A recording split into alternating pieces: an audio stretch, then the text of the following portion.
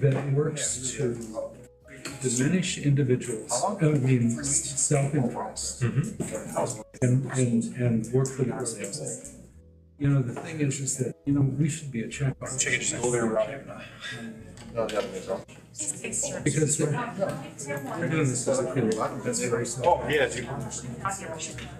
We need to have this. Close to 5. And she was like, she told me wanted to accelerate kids. Yep, appreciate it. How are you? Good. Right. And she was Right. See, we don't even have access to information. We wouldn't as a committee of the whole. Okay, that's good. All right.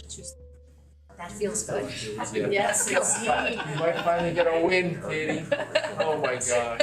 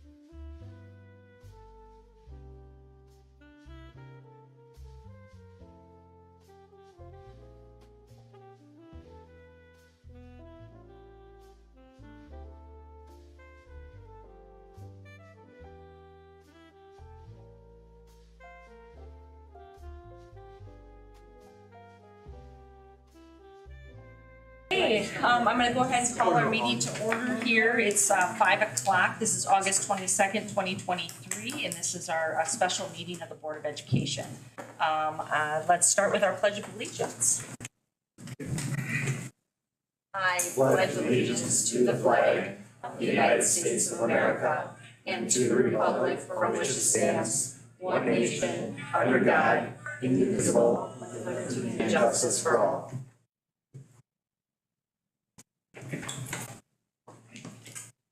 And Lori, would you take roll, please? Christopher Abel. Here.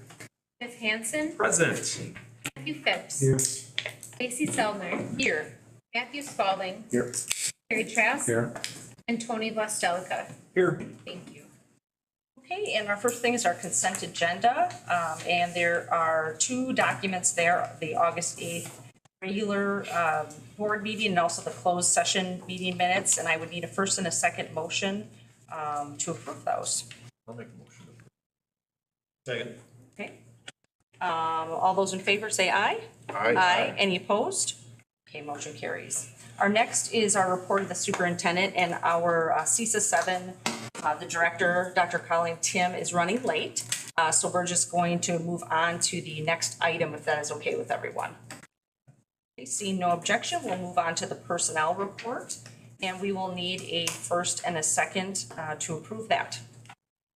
Make a motion. A motion and second by Chris. Okay, any discussion on the personnel report at all? Yes, Mike? Can I just make a comment? Yes, please. Thank you very much. Sorry about it. On the personnel report, notice that I said on behalf of the district, I'd like to thank the following teachers for their willingness to change their respective teaching assignments for 23-24, meet the educational needs of the students. I just want to name these people, okay?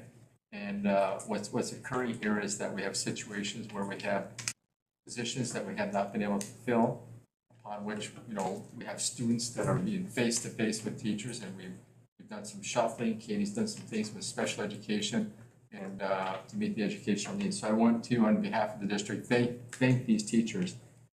Deb St. Peter, Angela Balaska, Todd Lutz, Aaron, Stahoviak, there we go, Susan Hawk, Christina Thal, Stephanie Corte, Lori Brandt, and Aaron Kiley. We really appreciate their willingness to assume a different assignment for 23-24. And the other thing, if I may, I'd like to go on to the current vacancies that we have right now. Associate principal at Lincoln, and we have another interview set up for Thursday, and we've had a high number of people apply. We've actually interviewed a lot. We just haven't found that right fit, but we have another person we're going to bring in on Thursday. And then for the administrative of personalized learning, we had a first interview today. We have a second one set up for Thursday, so we're really feeling good about that situation. As I've said before, the school psych, we just haven't been able to find anybody with the school psych situation. Grade 5 elementary school, that has been filled with an internal movement. We still have an English language learner position at a middle school. We have a couple positions here in the middle school. Right now, I'm working on with a person from another district that might come in and be able to help us with the ELA and reading at one of the middle schools. So that's out there, and that's out there pending a little bit. In the special education, with relative to the elementary school, we've filled those 2 slots. We still have 3 at the high school though. And we're working to figure out what we're going to do to manage that situation. And then we have our middle school, we have the orchestra position, middle school and Lincoln. And right now we have a potential candidate. We'll see where that all goes. So yeah, that's the update. I have a question. I don't know where else to ask this since it's nowhere on the agenda, but were the math people hired with the current program in math education? I mean, having read Lori Williams stuff, it seems to me that, you know, we'll be back to we'll be back to a staffing situation that existed in 2010. I mean, there's a lot of, there's 2 FTEs gone, 4 FTEs gone, et cetera, and it appears like we've given up on this math program that had been working pretty successfully. Is that true or not? I mean, or were we just trying to fill, you know, what we could in this? Was there any reference to the math program that we have already in the schools that was working? Let me just start with this, and then I'm gonna turn it over to Heidi. We had a recent 5th grade resignation at Jackson, and a recent 2nd grade resignation at Jefferson. And we posted, and we had the 1 5th grade position out there for a week, close to a week, 0 candidates, 0. I mean, in my lifetime, in this profession, if somebody had said to me, you're gonna post an elementary position and have 0 candidates after a week, I said, yeah, I won't have candidates. 0 candidates. So we looked at internally, because obviously we all understand that we've got to put somebody in front of those students. You can't have 2nd and 5th graders show up, obviously. So we looked internally, what positions do we have out there that maybe we're gonna have to pull for a year and move?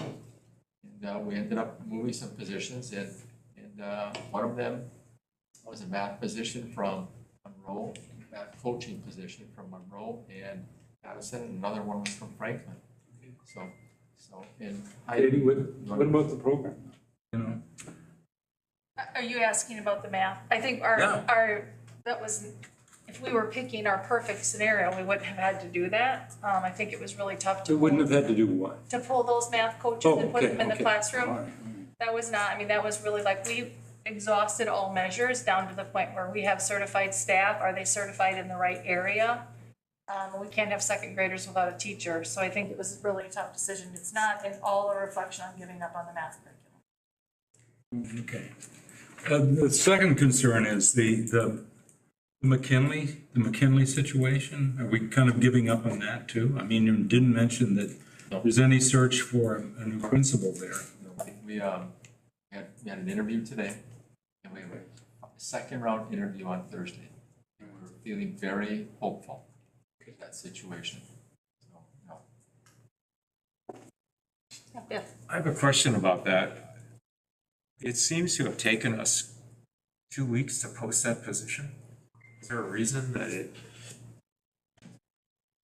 I mean, I think I was aware of the resignation on August 2nd, maybe. And it wasn't on a weekend last Wednesday when I checked. I'm just wondering, was there a delay or did something happen that, I mean, 2 weeks this time of year is a lot of time. Yeah. There was some discussion relative to the programs out there, and were we going to maintain a full FTE of an administrator for those programs, or were we going to do something maybe a little different? And then some health issues happened, and here we are today. So were we not aware at this level of the job description and what that person did? And that's concerns me a little bit that Yeah, and that position has been in the district for a few years. And I was on the board there for 10 years, so it's longer than 10 years. you know, that really concerned me. It took that long. We're struggling to find administrators. We're struggling to find teachers. And we don't post that for 2 weeks. Besides the staff out there, and I saw the letter that was sent today, there were a lot of concerns and people ready to pack bags and leave. And they were good people. So I don't know what happened, but I just don't think we can let those situations happen like that again. Well, let me just ask about the other things that were considered. To wedge this in, and this is a question for the superintendent, not for you, Mike. I got a call from a realtor saying, when were we going to sell Madison School? And I also have heard that there is a kind of a plan being discussed maybe just BS, just hot air, but there's a plan being discussed to like close down Madison School and also like really, really change the whole model for McKinley. And do some of the stuff at Stangl that they're doing at Madison and et cetera, et cetera. What's the status of Madison School? Well, first of all, I don't have any idea what you're talking about with the information that you're getting. That's not information that's getting to me, so I don't know how to respond to Well, that. it's in the community. I got a call from a realtor that's been in this community for. I imagine there could be a lot of stuff out in the community. Yeah, Well, I would say, I mean, one thing I just want to intervene is, we're trying to approve the personnel report, and real estate is not part of the personnel report. yeah, so- right, shit, yeah, but all of these have personnel implications, I guess, don't they? I asked about the principalship at McKinley, and Mike gave me an answer, and, so I assume we're going ahead with that. But, there's other things that have kind of disturbed me some. And there's no way to raise those issues anywhere else on the agenda tonight, other than dealing with Would you personnel. like that put on a future agenda regarding Madison School and other buildings for sale, if that's a possibility? Oh, sure, I definitely would. I think, if it's being talked about, it should be talked about with the board. Mike, I have a question for you. I see that you don't have nothing on the technology education and funding arrangement with that. We have that covered. Okay. And then I wanted to also tell you, you're doing a great job because I got a call yesterday by a former classmate of mine at UW Stout asking if I would teach tech ed in Sheboygan Falls. So that's how hard everybody's looking. They're going over a decade of relationship ago, gave me a call out of the blue and said, hey, can you come teach here? Because we have no teachers as well. So thank you for what you're doing, and I understand it's not easy. Let me follow up on that, because I think the board needs to know this. So we have a tech ed vacancy at Washington. And, we had hired a person, and after about 10 days, got an email saying, hey, I've just found my dream job. I think I might have shared this. And that was the end of that. So the position was posted. Never, one candidate that we weren't interested in. Anyway, didn't go anywhere. So then I was thinking, okay, if we could get an intern for second semester, we could maybe cover it with an intern. Well, I was thinking at the time the intern could teach all the classes. That's not the case. If you have an intern, they can teach 50% of the classes, okay? To make a long story short, we've been approved for an internship for second semester for tech ed, all right? And just to add to that, there is a young man who has been in our buildings, who is in the area, who is a certified tech ed teacher a year from now, who we've been recruiting to come to Manitowoc to do his internship with us. And then hopefully we hire the person and we're fully staffed with tech ed going forward in a year from now. But you are absolutely correct. I mean, these positions are very, very challenging to fill. And I have to say this too, I want you to know that all of our directors, all of our building administrators, it's been a one heck of a team effort here. One heck of a team effort. And we are getting to the place where we're getting doggone close to having all the seats filled. And it's been a real challenge this summer, but it's been hard work, but it's been rewarding work. And it's been a heck of a team effort. So I just want these people all to know how much I appreciate all the building principals and directors for all their help. I want to say that at UW Stout, the directors, back when I was there, our professors and directors said to us, if you can get an internship, you are doing amazing. And it was unheard of to get an internship second semester. I was actually able to do that at Two Rivers High School. But that is such a boost for a young person coming out of school with debt to get paid to teach one or two courses. Right. So thank you for giving that opportunity to an individual. But that is an honor for that student to become a teacher, essentially 7-8 months before graduation. So thank you for giving that opportunity, and you feel confident that they're going to do their job. I just, I spoke with him, I think it was last Wednesday or Thursday night, for the third time. And all indicators are that he's going to come to Manitowoc. And I think we'll probably know October-ish for sure, where he's got to solidify his decision. And I'm hopeful. Is he doing student teaching here as well, or? So the internship is in lieu of student teaching. So you schedule a student teach somewhere second semester, but if you do the internship with him, the benefit to him is he is totally solely responsible for 2.5 classes. He gets paid $4,500, this is our commitment, and $500 for any professional development. So it's in lieu of student teaching. So the benefit to him is he makes a little bit of money. I mean, ultimately, we are looking to a second semester, but we're more looking for a year from now to have 2 really solid tech ed teachers in our middle school. We really are. The one we hired that we already have at Wilson, top notch, top shelf. I'm telling you, really good. Thank you. Tony? I was just gonna add to that. Great job, Mike, and everyone on the team. I know it's been a challenging environment, and I did want to point out, even though things aren't exactly where we hope they'd be at this point, we are doing a lot better than other districts comparatively that are larger nearby, from reports that I've read. So just keep chopping away and, let's get better where we need to. We should be, in my opinion, with what Biff was saying, if it took us a couple weeks to post something, we should probably be more proactive on that, just from a contingency basis alone.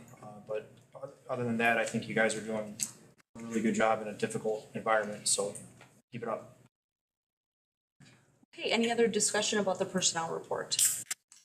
Okay, seeing none, all those in favor say aye. Aye. Any opposed? Okay, motion carries. And I want to skip back to Dr. Colleen Tim. Please come up.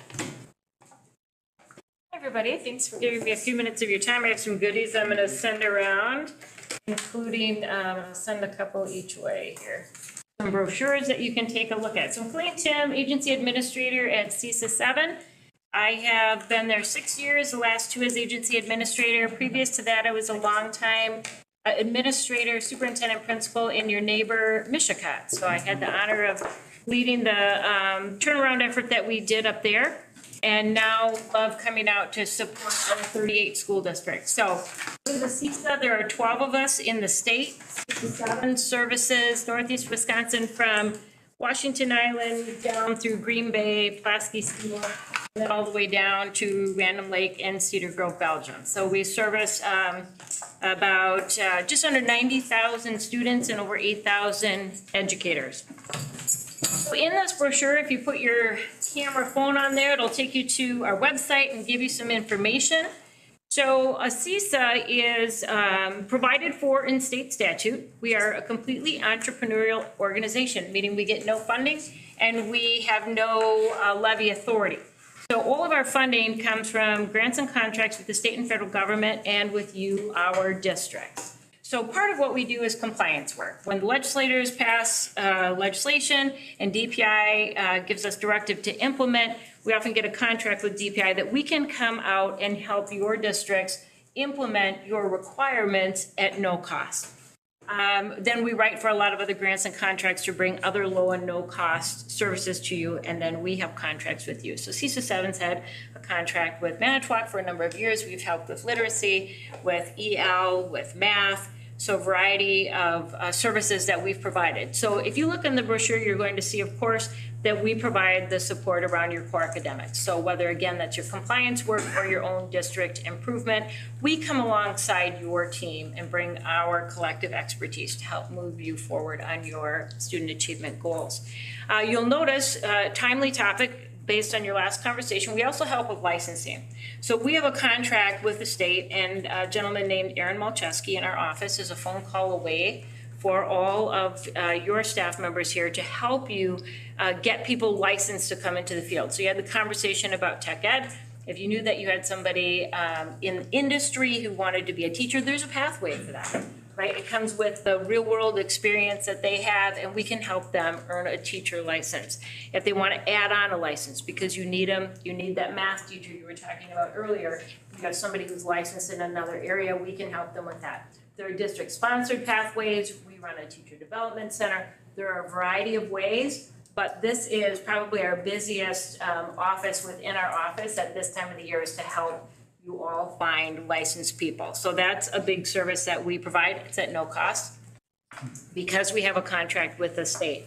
So a variety of other things that we are running and offering. We've done a lot of mental health work this summer. We've been able to have some funding to provide that at no cost. One of the things that we hear is that mental health issues and student behaviors is one of the biggest drains on our staff. So you talked about retaining staff.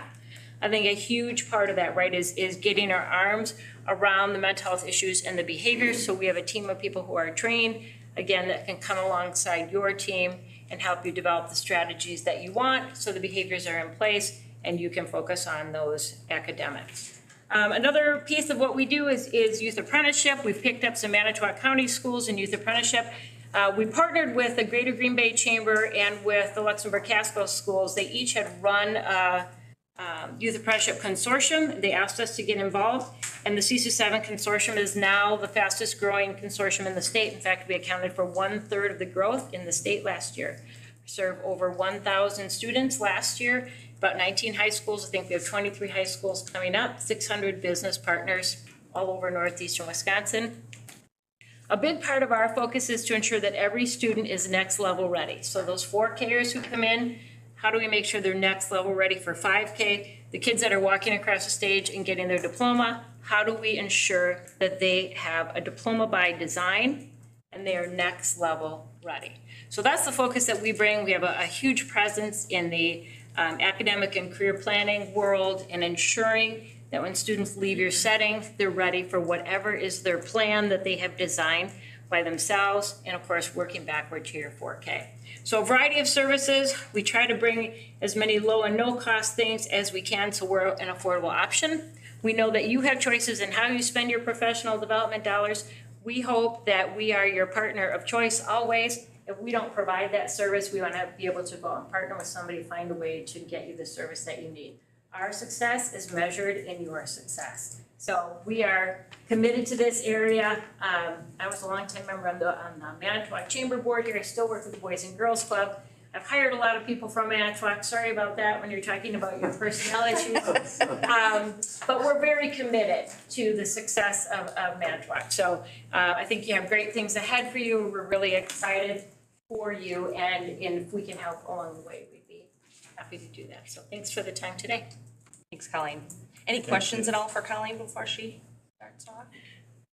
And Heidi, I don't know if you would, so if you look on the back here, you can see Stacy O'Polly. She was the principal over at Madison, and she is now at CESA 7, and she has a good connection with our directors. And so I talked to her the other day and how she's humanly and how working out, so different things that we can partner with, so that's great.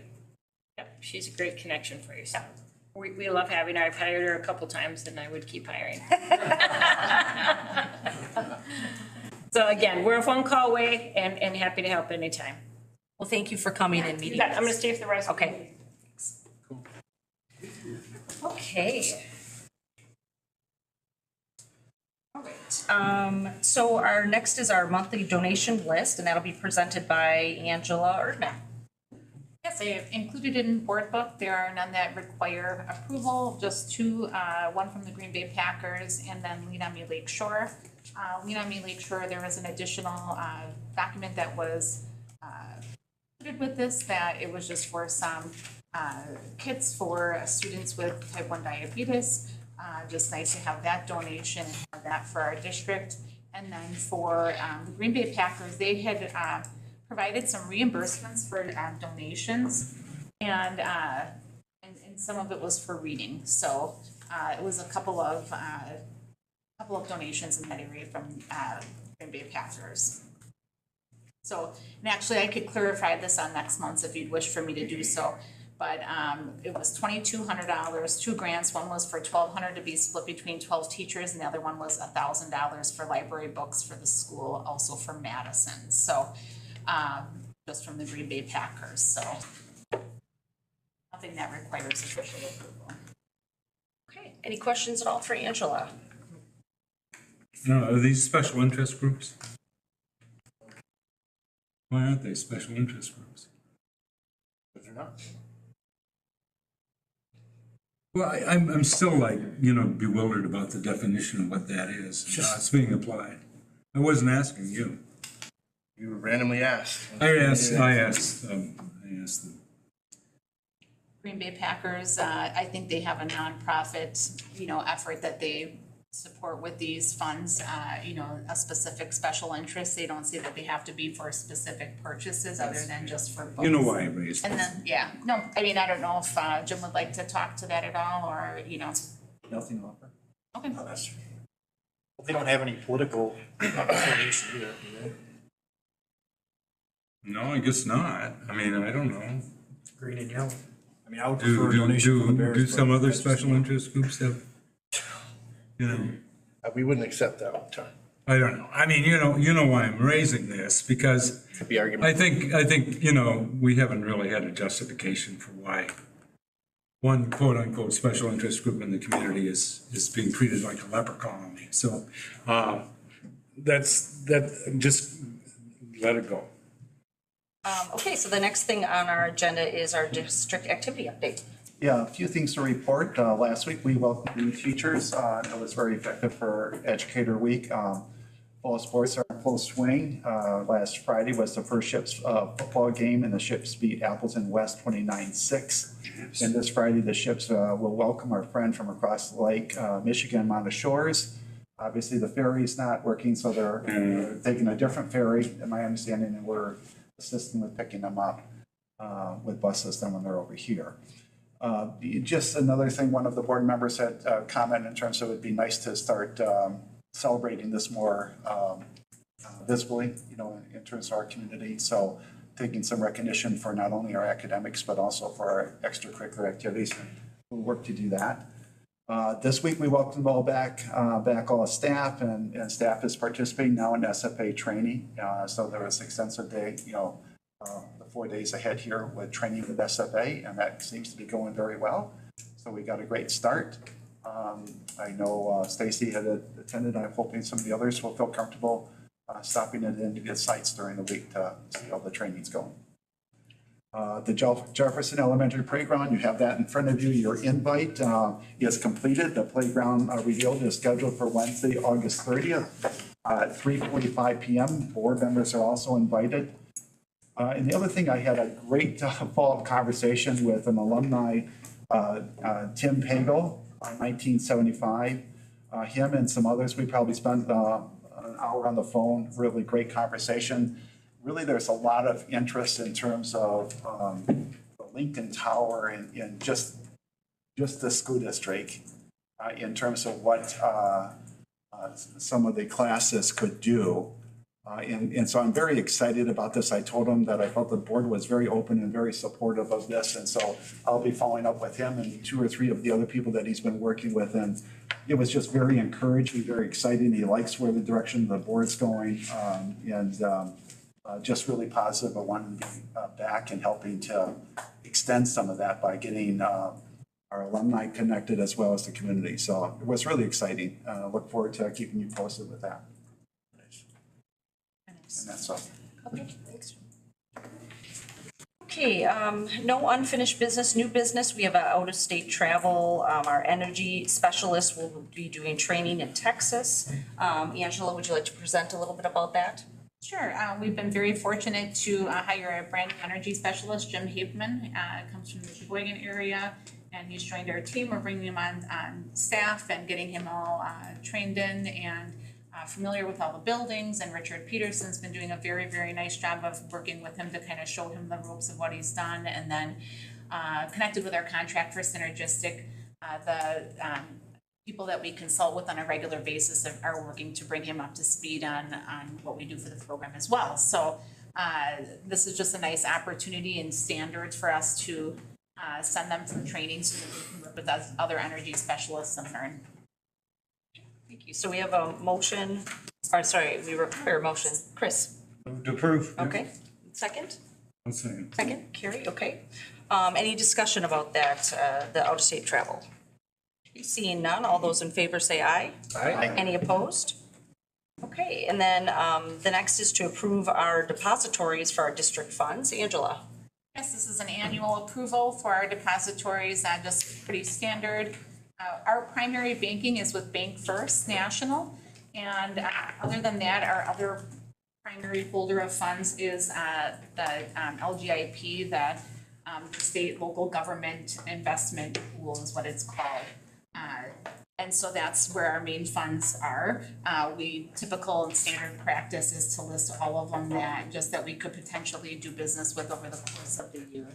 So it's just a standard approval to share these and have approval annually. I'll make the motion to approve. Okay, motion to approve by Matt. Okay, second by Biff. Any discussion about those? Okay, seeing none, all those in favor say aye. Aye. Any opposed? Okay, motion carries. And then the last one under there is the recognition of our board attorney services. Angela? Correct. Annually, we also just review with the board we work with for legal services. So we have two primary firms that we work with, Von Briesen and then Belo Vedder. So three main primary attorneys that we work with on a regular basis, James Macy, William Fisher, and then Mary Gerbig from Belo Vedder for the student services. So just looking to share this. They help us with a variety of topics, related to school law. And years ago, when I looked at old versions of this memo from Ken, they used to have local counsel, but just because of the specialization and the knowledge base needed for school law, we've since contracted over the years outside of the area, which is very typical for school districts. Sure. Yes. We had an expulsion hearing a few weeks ago, and there was a second counsel on the call. Was that billed to us as well? Because it was like, I want to know if that was part of it, because they were just kind of listening in. Is she an attorney? Yes, she was. Was she? I believe, well, I thought she was a paralegal. I thought she was too. Katie? I can speak to that a little bit. She Attorney Lowell is an attorney. She's a secondary person, so what will happen is many times Mary will take the lead in actually running the hearing. Attorney Lowell will take care of prepping all of the paperwork and documentation. So they support in tandem. They're only billing for the individual services where they directly are supporting. So Attorney Lowell is billing for the document prep or any of that pre-work, and then Attorney Gerbig is billing for her services in the moment in that. The consultation services if we speak, and then in the moment supporting the expulsion hearing. If that makes sense. They're dividing out some of those responsibilities. Okay, so this doesn't need a motion or approval, it's just to let us know. Yes, Quick question. Do you know how long we've been with these firms? Von Briesen, we started working with since spring of 2020 or 21-22 school year. And then Mary Gerbig was with Davis and Keelthau before. Historically, we've been with her decades, I would say. So Thank you. Yeah.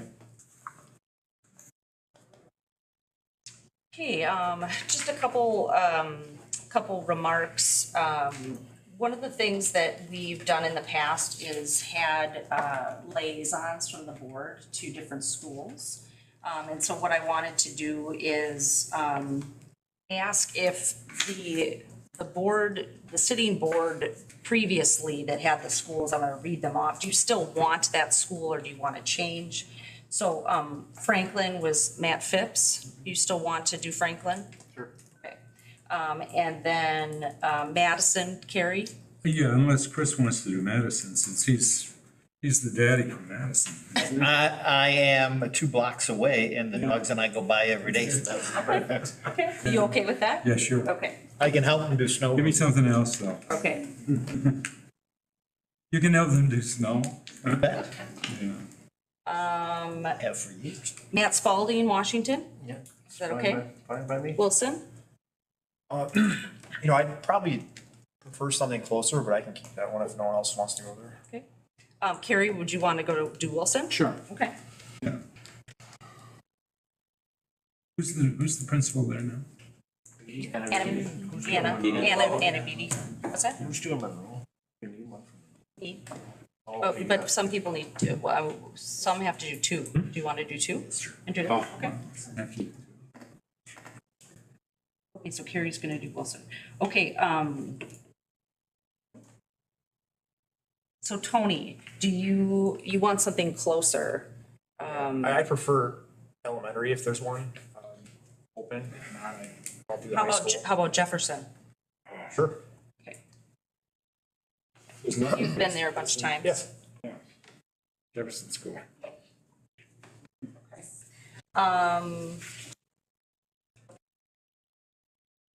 Okay, so, Biff, Jackson, is a school that Kathy had, Lincoln was a school Colin had. I would love to take Lincoln. Okay. Would they love to take you? Yes. That's a whole What? different issue. They know you too well. Okay, and then, let's see here.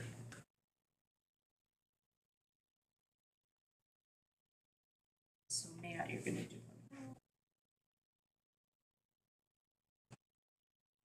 What one do you have? Oh, Franklin. It's the best. And then we do have, does anyone want another one, would be either, McKinley or Riverview, if somebody wants a second school. Where's Jackson? Jackson is, oh, you're right, no, I'm sorry, we need one for Jackson. I'd be happy to do Jackson. Jackson, okay. Thanks, Biff.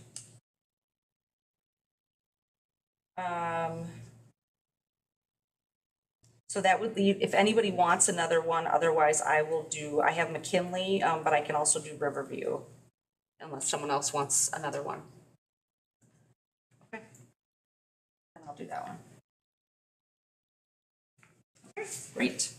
And, I'm sorry. yeah, McKinley's mine, yep. Okay, so you have, McKinley and Riverview. okay, and Monroe? Monroe is going to be Monroe, Matthew Washington. Spalding. Oh, okay.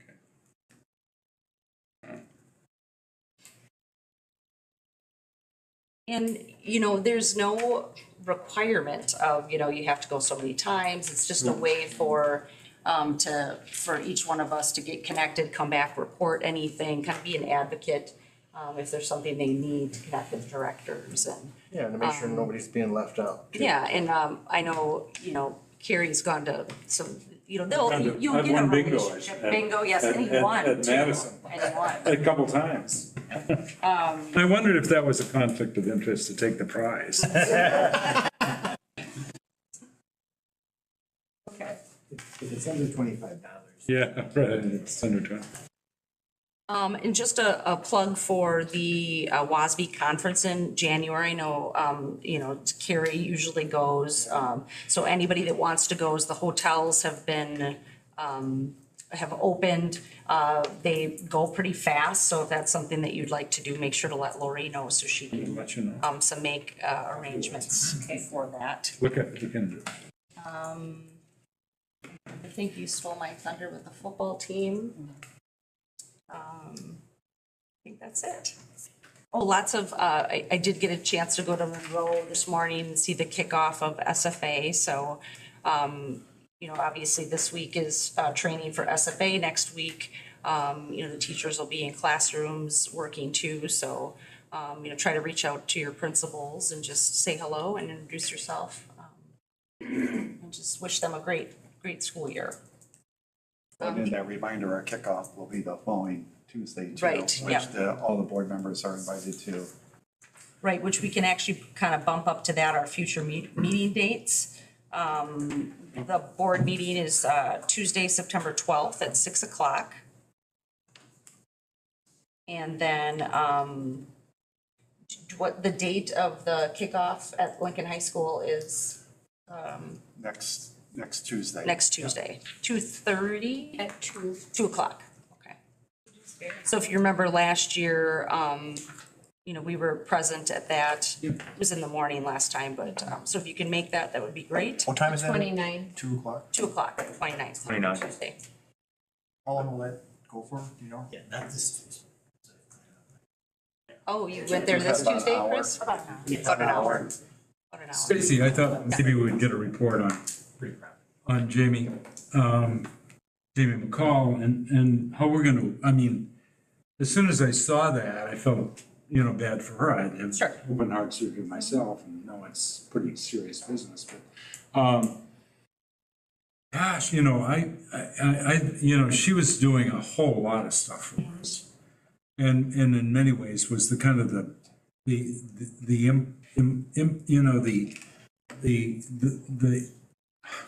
person who was getting successful, sort of working, ready to work in the schools. And now I assume she's going to be off for about 4 months.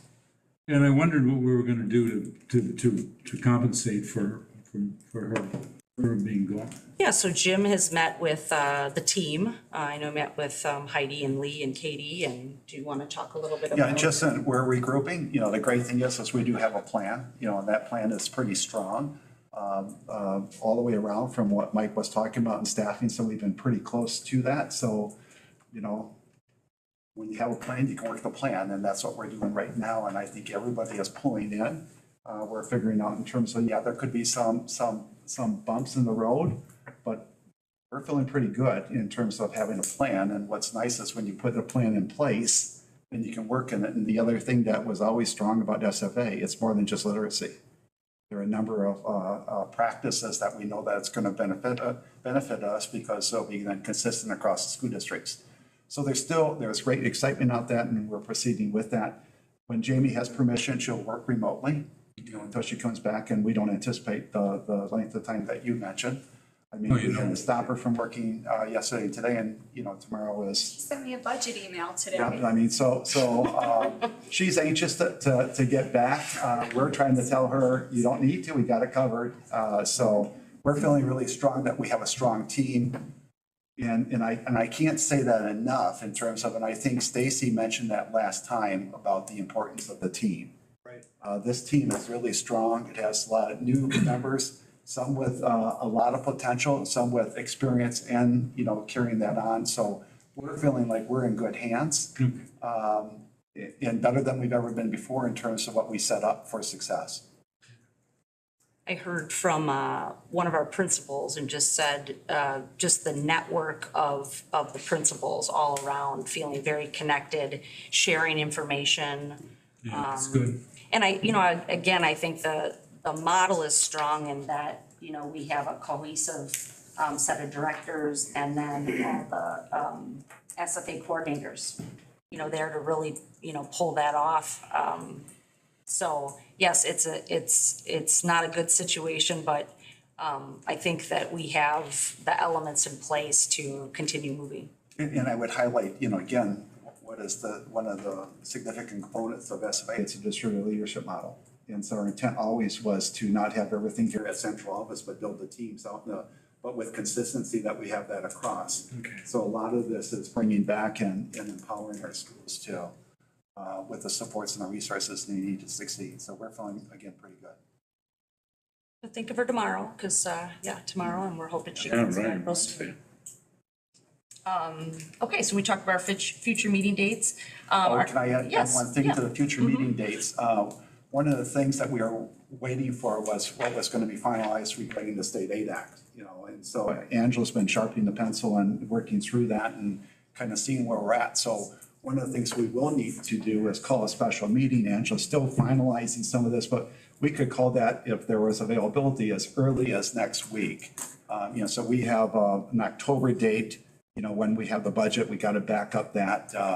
But it's about, we're in a good place, but we also have to match in terms of what our expenditure needs are now, what is our revenue understanding, so that we can plan accordingly. So we still need to have some internal discussions on that, in terms of bringing this to the board, but we're getting into that ready state. Angela, did you want to make some comments about that? And very briefly, I wanted to add that our equalized value came in at 14%, which, when I did all the projections, I had it in at 0%. So that means the, amount, the value that is spread across for, the mill rate means that it's going to come in lower than we projected, without a doubt. So So we'll for have, taxpayers. correct. Good. So. Great.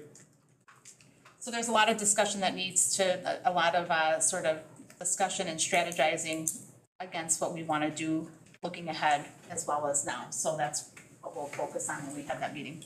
And that's reminding me of the document that you gave us that had the options, possibilities that we were looking at that time. And if you look at that document, I'm sorry, the highest was 10% on there, but it went even higher. And that's an estimate, but last year, the estimate usually comes in very close. It's not like it's gonna go down to 5%. Right. Okay. Can I ask where that estimate is coming from? It's just different from what we got at the county board. So what are you using for that estimate? So, Baird will always provide, or from the Wisconsin Department of Revenue, the equalized value. What was yours, Biff? Not 14. Which would be great, but. Well, but you are looking at the entire county. And this Right, is the but city, it's- which has just had yeah, a major eval. Right. A reval. Reval. Not eval. But it's a big difference. So It might be I'll check different, with Bob. Like the growth itself, the growth in Manitowoc County was a lot lower, like I wanna say around 1%, I wanna say something like that when I looked into that recently. But the equalized value for schools, I think is a different ballgame compared to. Yeah. So. Could be. Yeah. I just. So, need to check. so Lori, if we need that special meeting, they'll put that out there? Yes. Do we think it'll happen before our next meeting? We'll need to have that happen before? I would like to, yes, because we really will need to approve a preliminary budget for the hearing, and that has to be Okay. posted in the paper 2 weeks before the budget hearing itself. So 2 days we thought about was the 28th or between 28th and the 6th. Yes.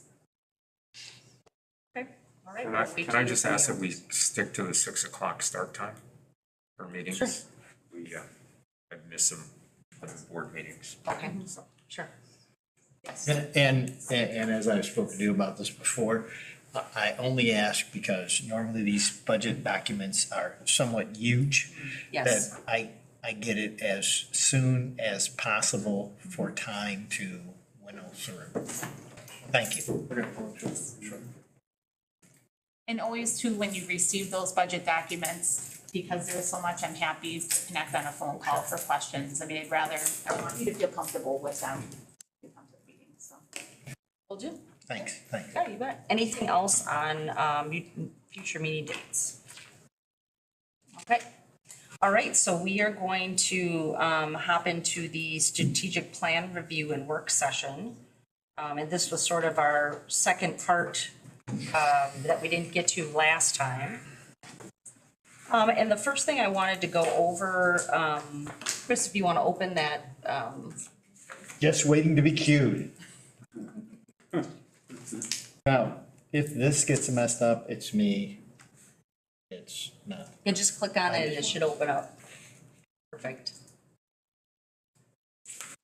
Yeah, just say you got it. So, so I, there's a lot of times where we try to, or one of the things that I wanted to do is sort of board education strategy, looking at things is how do we determine the levels of who does what? So what's the responsibility of the superintendent, the staff, and then also the board?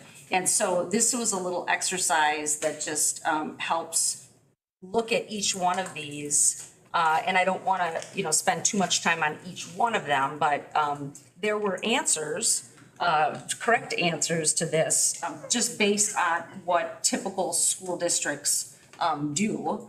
And so I just want to go through these, and you're going to see the pattern here is that we're not all on the same page, which is not surprising. But Do we have this anywhere? Did you fill one out? I did, yeah. Okay. I'm just asking, I can't see that far, and there's nothing here, and I don't know if it was. Yes, if you go to. Yeah, but you want to see the graph? Oh, was it in here? No, the graph isn't, but the questions are. Do you want the graph? I'd be I can send curious that just to see you, if you have- Hang on one second. Does anyone else want me to send that to them quickly? Send it to me. Please. I mean, the answers to the question. No, just if you wanted to see the graph. I would take it too, Stacy, if you Okay. don't mind. Thank you. I think you can go in under that other link to the one that you took it from, because I saw you on there today where you can see the graph. Yeah, I mean, How did yeah, you get in there? when you, I think at the end it asks you if you want to view the results and it'll Yeah. have you fill it out and give it your email address and then it Okay. just sends it to you. I could I'm forward it. just gonna Anybody send- could probably look it up. Yeah, I'm just gonna send it to everybody right now. There's a code at the top of this. Yep, that you can do too.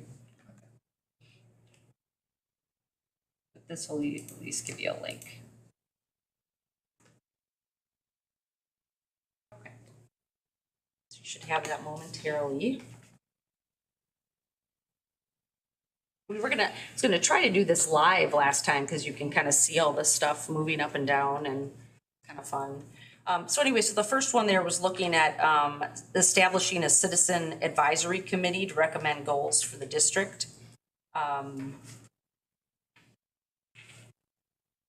you can see there, the majority was D, that the school board makes the final decision but may permit or require a recommendation from the superintendent.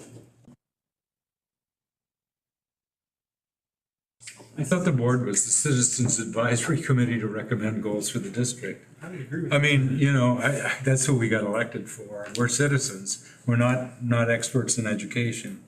I mean, our only qualification is that we're citizens who sort of know the community, and the community thinks we have the possibility of exercising good judgment on their behalf. So you would not agree with the number or the letter D? Is that what you're saying, Carrie? I'm sorry. Yeah. So the consensus of the survey, not here, but as far as an answer goes, is letter C, which is the third one there. Sorry, the Fourth one, did we do this? This was level C, the one that two people did. Okay, that's a consensus from what? The answer, there's answers to this. Oh. So there's answers of Yeah. So what typical. Okay. And this was provided in terms of the research from the National School Board Association, you know, in terms of where they've gathered information of what has been promoted for practice.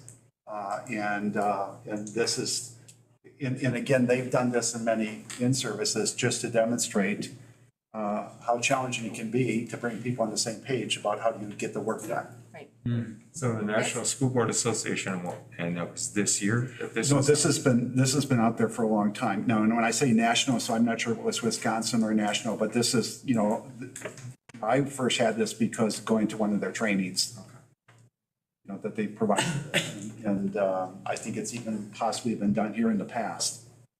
Is there any way to find out where this information is from, the data that you're talking about?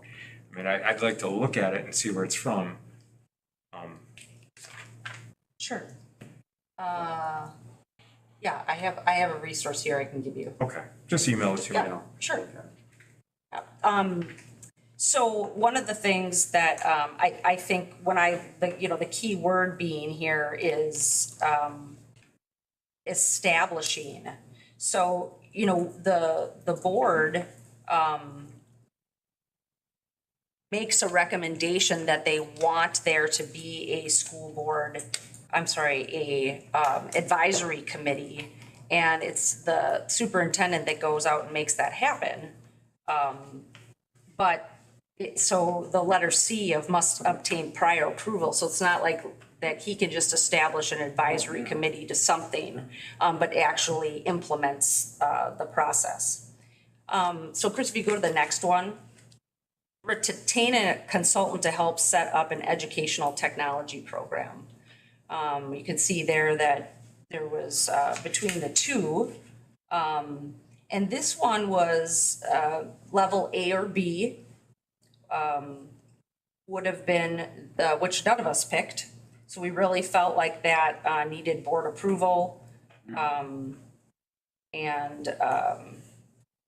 So again, a lot of this is to illustrate that we are just not on the same page when it comes to how we're divvying up or how we all see these roles between the board and the superintendent. What was the consensus answer? A or B. Oh, really? So the first two there that no one picked. Huh. Okay. The third one, Chris, if you go to the next one. Add a new course in family life education at the high school level. And this would have been. What are the choices again on this? So the choices are the superintendent has complete authority to decide and act within the limits of law, board policy, propriety, and common sense. So if you can think about the first column is pretty much the board, the superintendent has the authority to decide. The second one, that the superintendent has complete authority to act, but must inform the board about the decisions and actions. And then the third one is must obtain prior approval from the board before taking action. And then the last one is the board makes the final decision, but may permit or require a recommendation. That's kind of what we do, isn't it? I mean, when a new course is proposed, we weigh in and vote. Right, so we're Yeah. just looking at to see where this all falls. Yeah. Okay. Yeah. All right, so if you'd skip to the next one, Chris.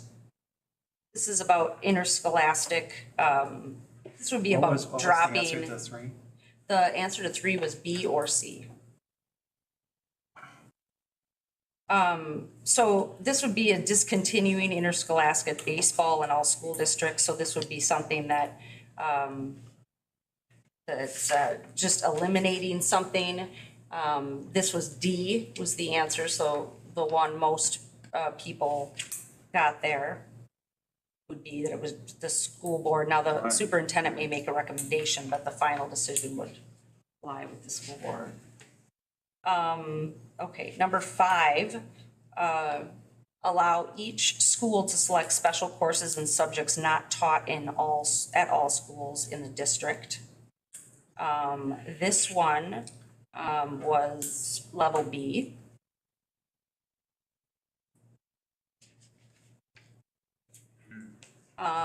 Number 6, this was determine rules for student dress.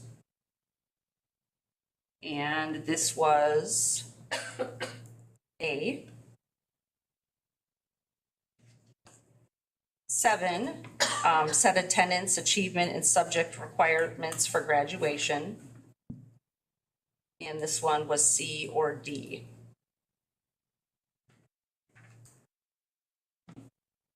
So, again, I'm not interested in exactly what these say as to illustrate that we're all coming from a different place and not unanimous really in any of these. So one of the things, so we don't need to go through all of them unless everybody wants to know what the suggested answer is. Is that okay? Yeah, sure. Okay. And I can get those to you if you want them. But one of the things that, the reason why I wanted to take this time to have this discussion and do this activity is to really to look at, how are we, our governing model, how are we interacting with our superintendent, what are the directives, what are the parameters that we set up and have this relationship with, and how are we going to all get on the same page? One of the things that I think was on the, gotta get my other, on our old agenda from last time, but I believe it's on here as well.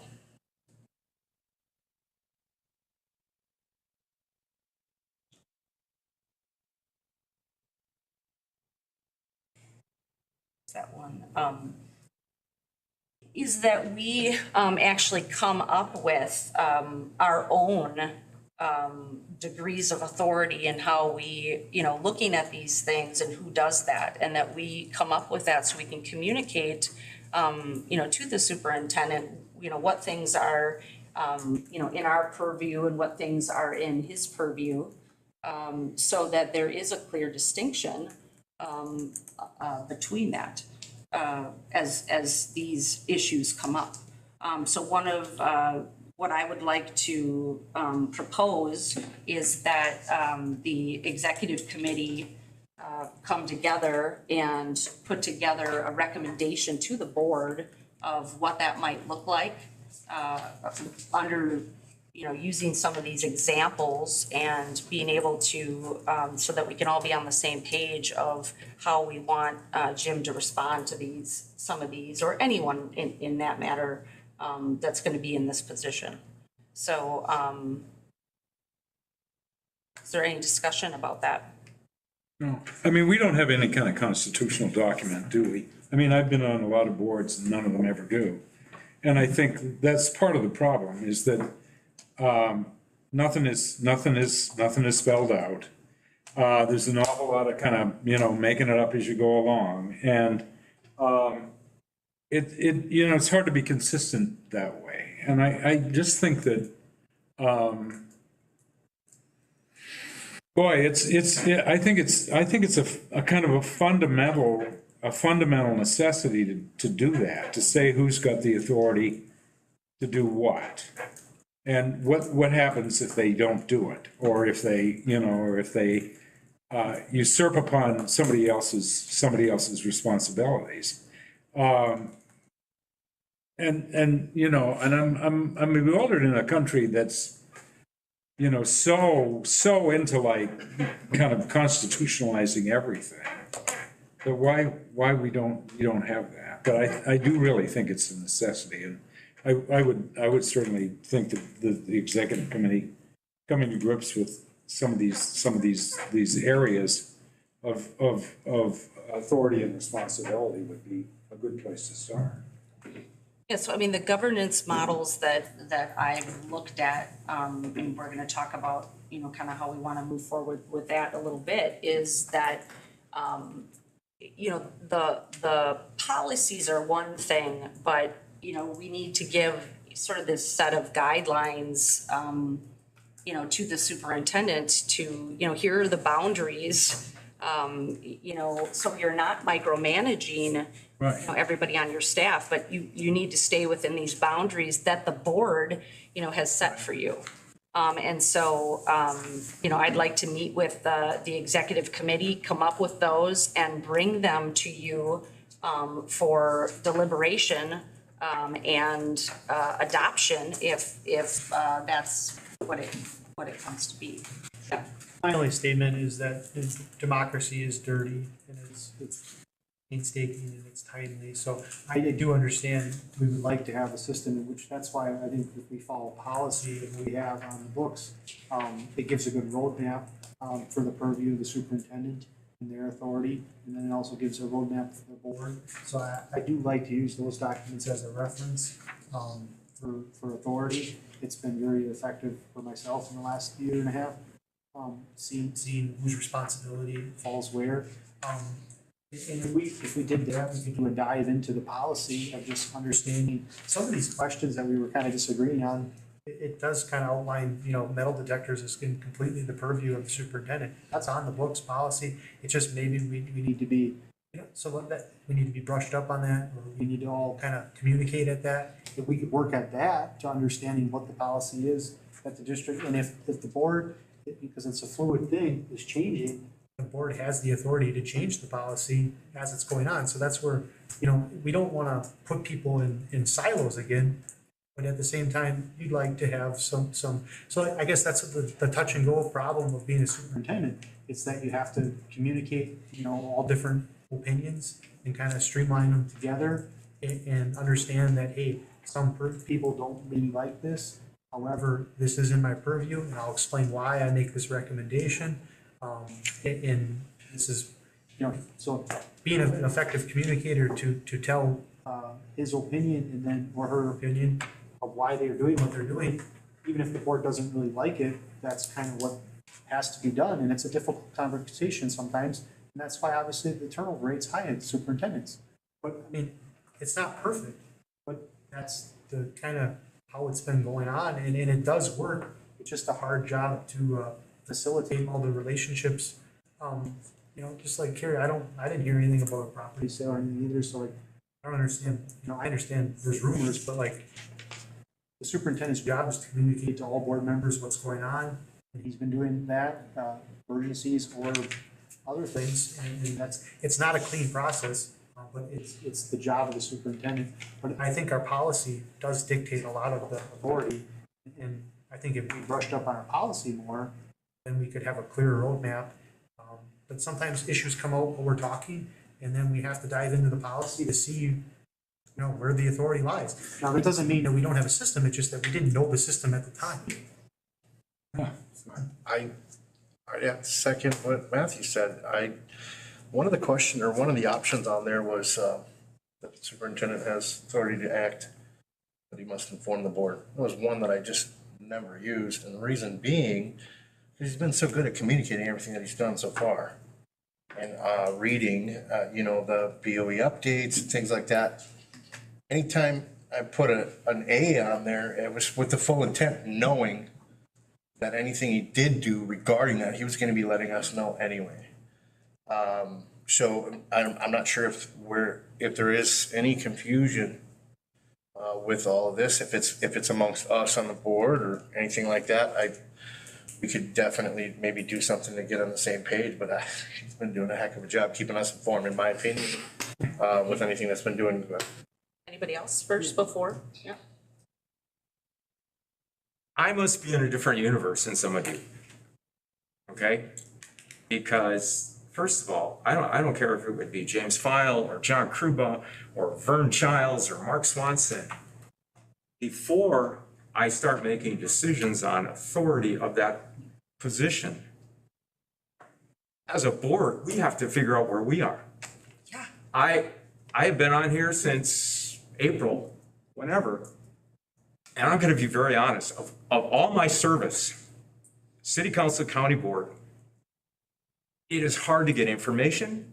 We spent 45 minutes at our last meeting talking about an easy subject like raising money for projects at the high school, which could have gone through a committee and presented to this board. You could ask questions from that committee. Boom, it's done. We're going to have curriculum issues coming up. We have buildings and grounds, things that are going to need to be repaired. We can't, as a committee of the whole, make those decisions without long, drawn-out meetings where a committee could make those decisions, bring recommendations. Everybody can still ask their questions if they need to, but the information is there for everybody. We don't all have the information we need. We can't decide what James' role is until we figure out what we're doing. So we're putting the cart before the horse, as they say, to say, let's get the executive committee together. And that bothers me because who's the executive committee? If we're all honest, there are two factions on the board. And the executive committee consists of one faction.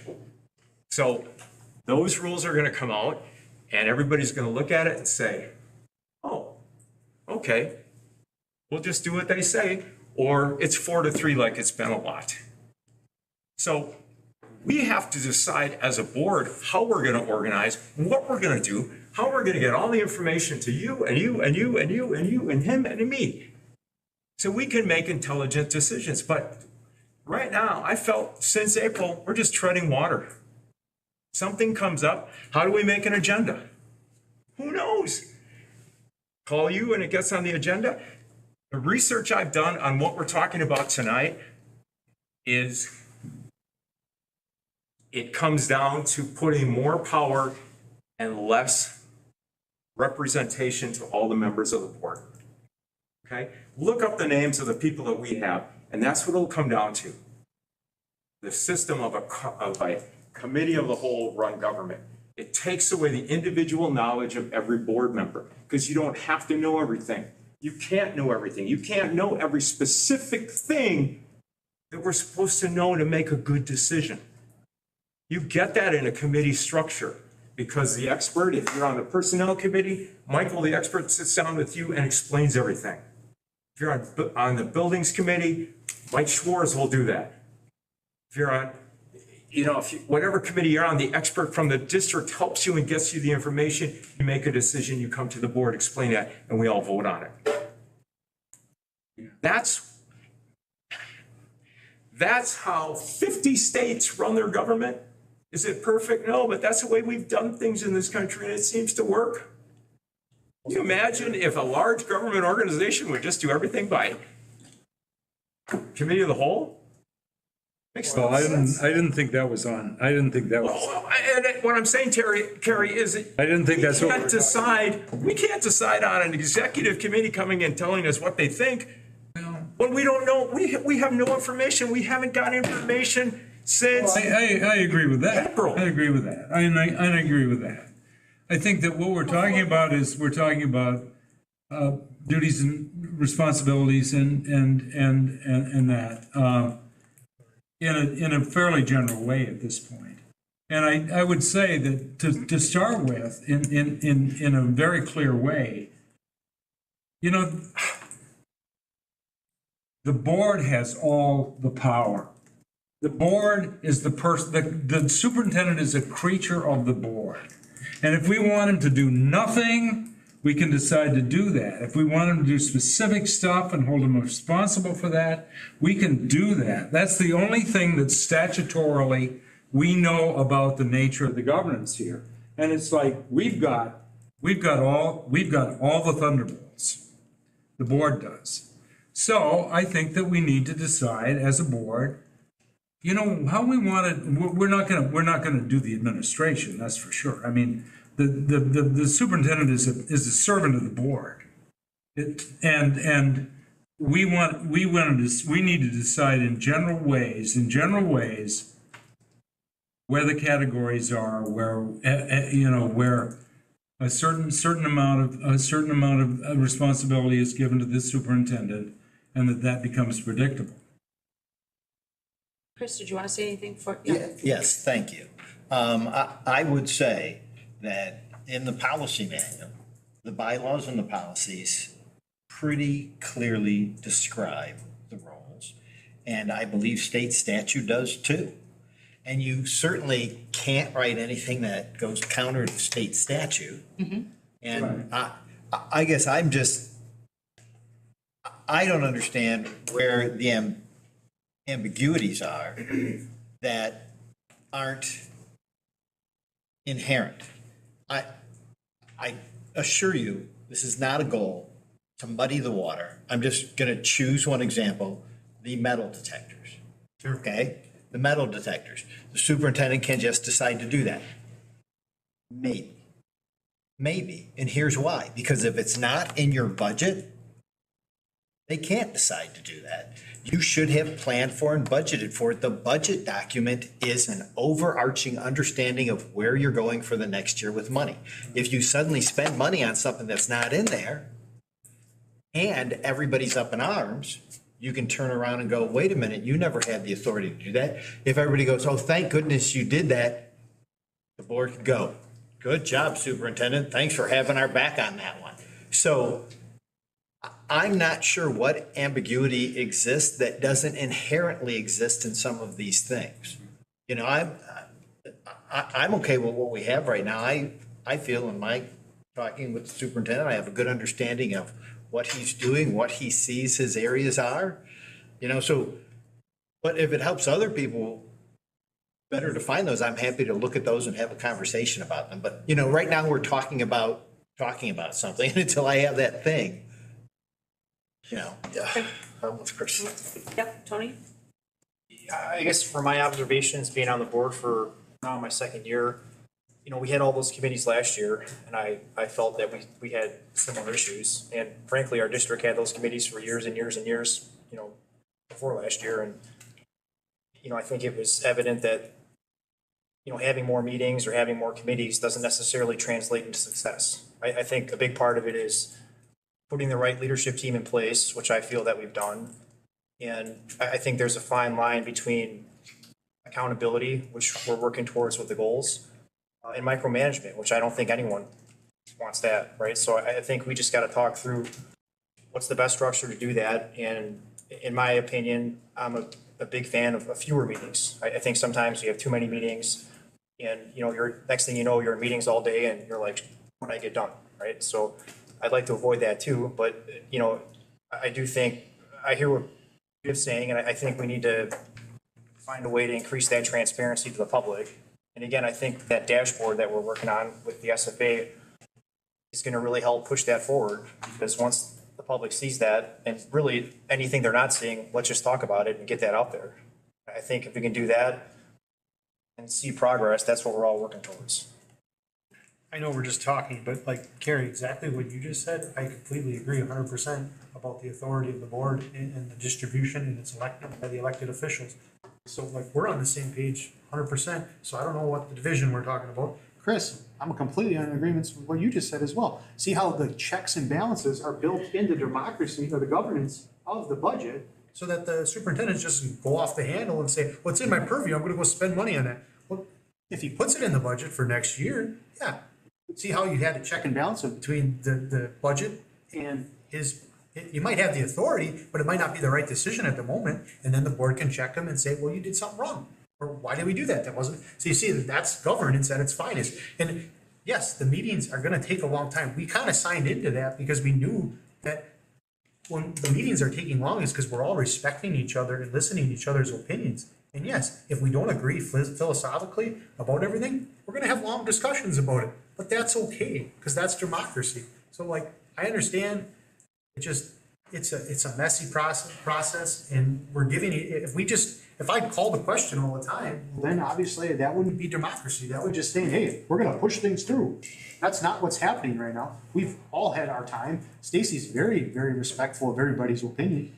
And frankly, she lets us rant a little bit too much even.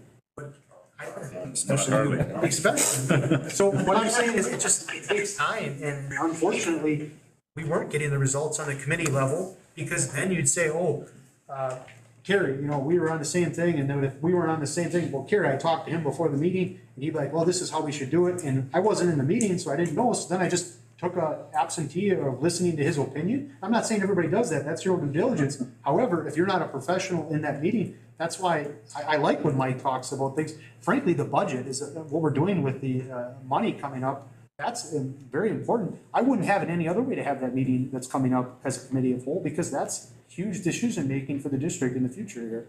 And then why would I want to put that through a finance committee? I want to say something quick. So, the reason this came about, Biff, I would agree with you that really, if I thought that the old committee system worked, I'd be happy to keep doing it. But the problem is it wasn't. And part of that is because it's not board driven. We have not been driving it. What happened, my first being on the board, is I was very confused about why everything was being brought from administration with very little board driving or interaction about it. For instance, when you look at our, if curriculum committee was effective, then why have we not reviewed a curriculum in 25 years? Why isn't there a process to do that? And why isn't there an overall, when we were looking at different curriculums and rotating them, we have focused on math and reading. Why haven't we focused on everything else? And again, I look at it from a large standpoint is the board needs to say, you know, this is what is important for academic achievement and now that needs to be built into the budget. So I would also say that there have been a lot of initiatives, things that have been purchased, that again were brought by administration, but didn't really have an overarching board influence. Like, I don't see this vision that the board has for the district utilizing that we have, and bringing that and saying, look, this is what we expect, this is what we want, and these are the checks and balances. But maybe we're not using the committees effectively. That- Maybe we have the wrong committees, you know, maybe we have the wrong categories. Exactly, which is, yeah. If they weren't working, that's not the committee system. That's the committee.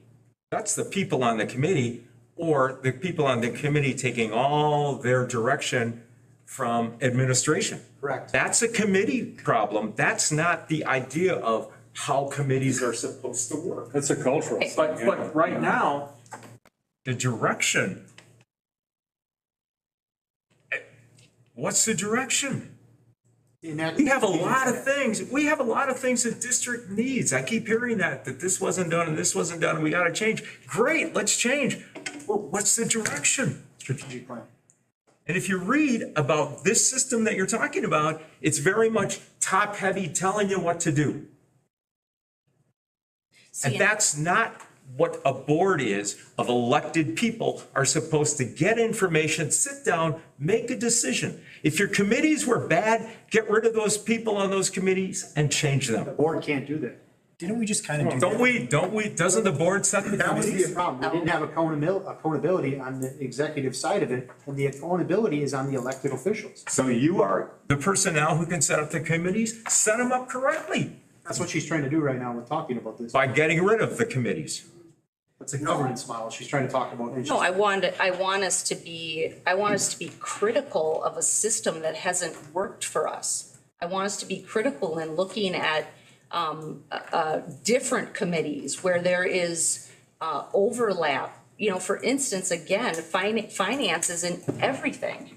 And so what I found very ineffective is that we would have, we would be talking about a curriculum or something else, Property and one was terrible. the property, and we never had the finance piece there to, you know, I think we got a lot of information, but there was no context to the information. And I think that what I'm saying is that overall, I think our board needs to decide what that's going to look like and what those, we don't even have a description of what the committees are, what they're supposed to be doing. Right, there isn't, you know. Right, there's no directive. So what I'm asking this board is to come together to create what it is that we want. And you see top heavy, I see setting the guidelines so they're there and letting. That's what we did with the goals, right? I mean, we established some goals last week. We have a strategic plan. Now we have to let the administrative team do their jobs and hold them accountable to accomplishing those goals. And I'm not sure more meetings are gonna, at least with us in there, are gonna, you know, this is a volunteer role. This isn't like us, you know, doing the work. This is us guiding, you know, the district and letting the professionals do their work. Sorry. Go ahead. I was just gonna add a little bit too. I know that a lot of this discussion came up from a public comment that we received of finance issues with things in pay and all that other stuff. And it was very valid. And I sort of feel the same way too. Well, maybe we're missing something, but it was Biff himself that made the comment during that meeting that he was part of a finance committee. And I don't know if it's city or county or whatever it was. And we would have never heard those issues during a committee meeting. That was something that we wouldn't have hit anyway. So it was, but then this time we're talking and he's more in favor of the committee. So I kind of feel both ways on when it comes to the committees. I can see how, but I can also see our direction. And the part that I guess confuses me is your confusion as to where we're headed, because we spent the last year and a half that I've been on this board, establishing that direction with, our strategic plans and everything else. We have we have our goals in mind and set forth ahead of us. That should be the last thing we should be confused about. So maybe we can get together and discuss more about that, but I guess, yeah. But, yeah, there is a division of labor, though, that has to be established, and it has to be clear. And Chris thinks it is.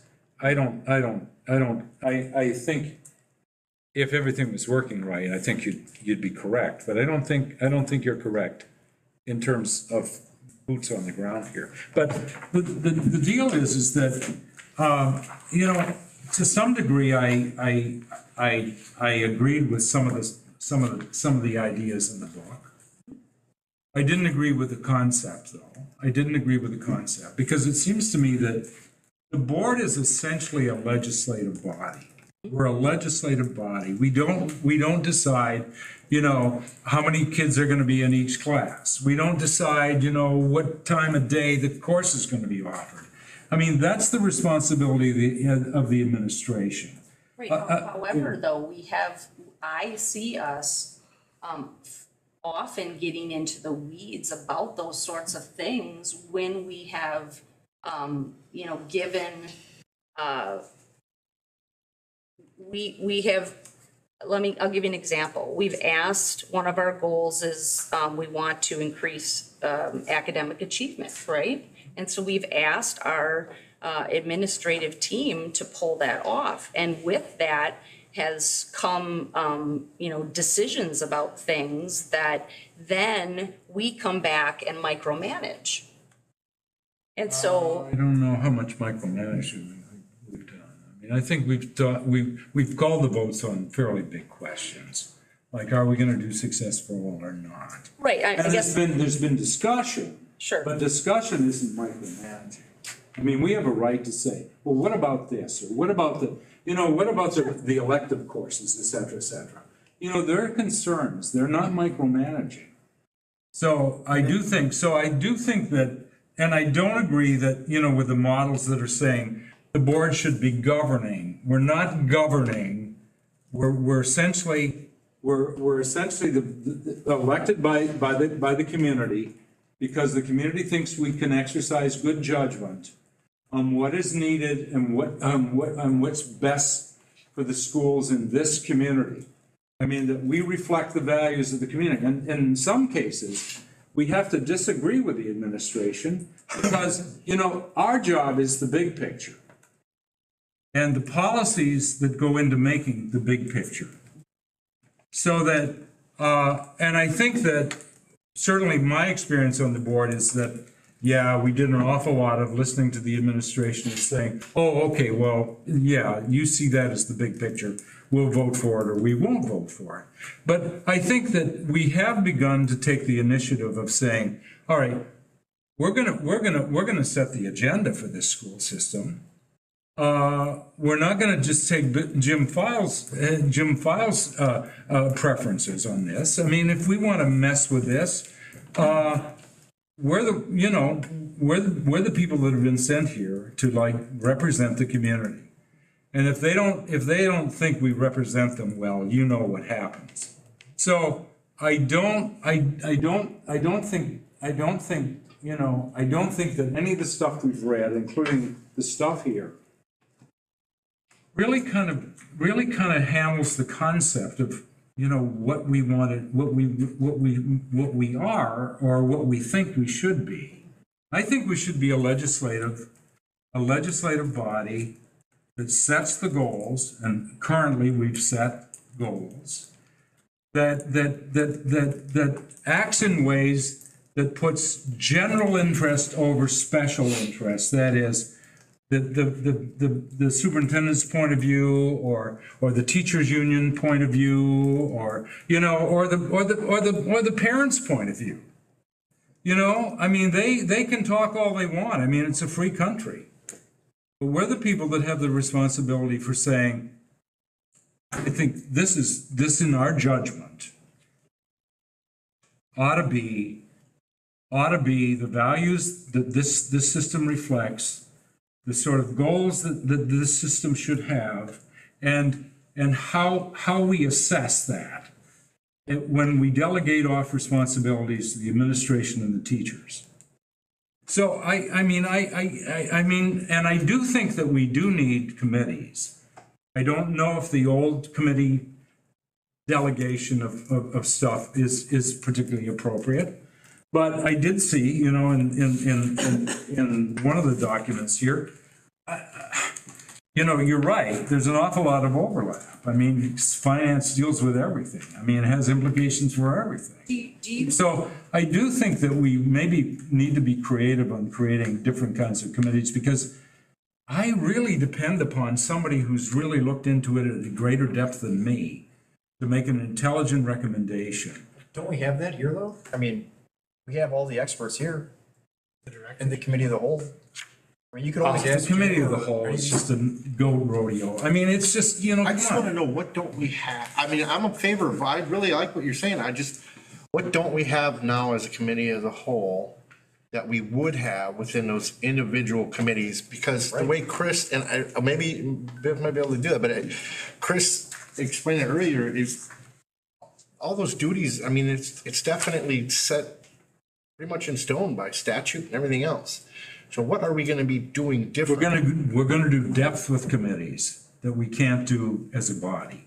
Isn't that what we're doing right now, is these I don't think we're extra doing workshops? depth. I mean, I don't, you know, I mean, I know that I was on committees that, you know, actually did research and, How you often know, did we et cetera. have, even as building and grounds, you chaired building and grounds when I was my first chair. Oh, yeah. Right. How many times did we That have? was a committee that was pretty dysfunctional in a lot Right. of ways. How So, many- you know, You were chair, just saying. No, I'm just kidding, I'm kidding. Yeah, I was the But how many chair. times did we have double, like joint finance and building committee, you we know, were the always deal doing is that. why we didn't is, see, the two things, one is the big thing. The big thing is the plan. If we had a plan to take care of the buildings and grounds over a period of a 5-year schedule, That's the goal. That's a strategic. that's the goal. That's what we just. That's the goal, okay? And then we could have a committee that dealt with that and finance and said, okay, here's what we want to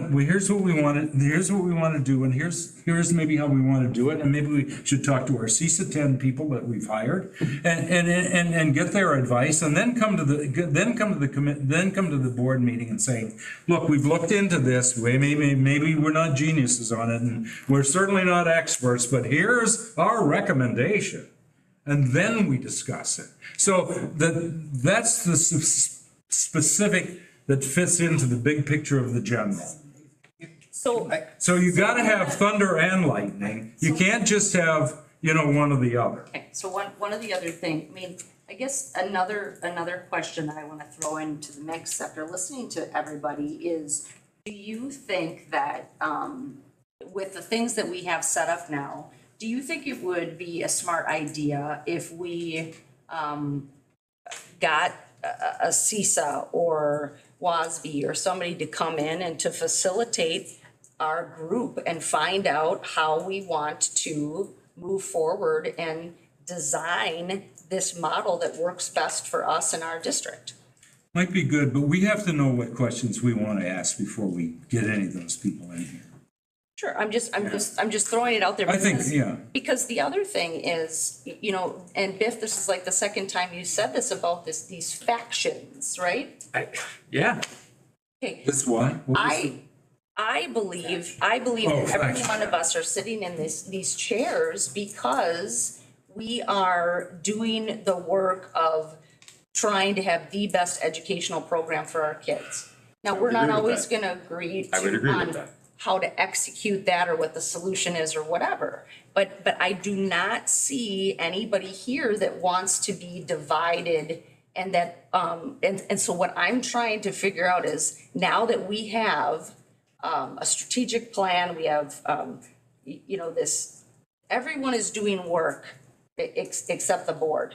And the board is, and I'm not saying we're not doing work, but, you know, somebody said to me the other day, you know, how can we expect our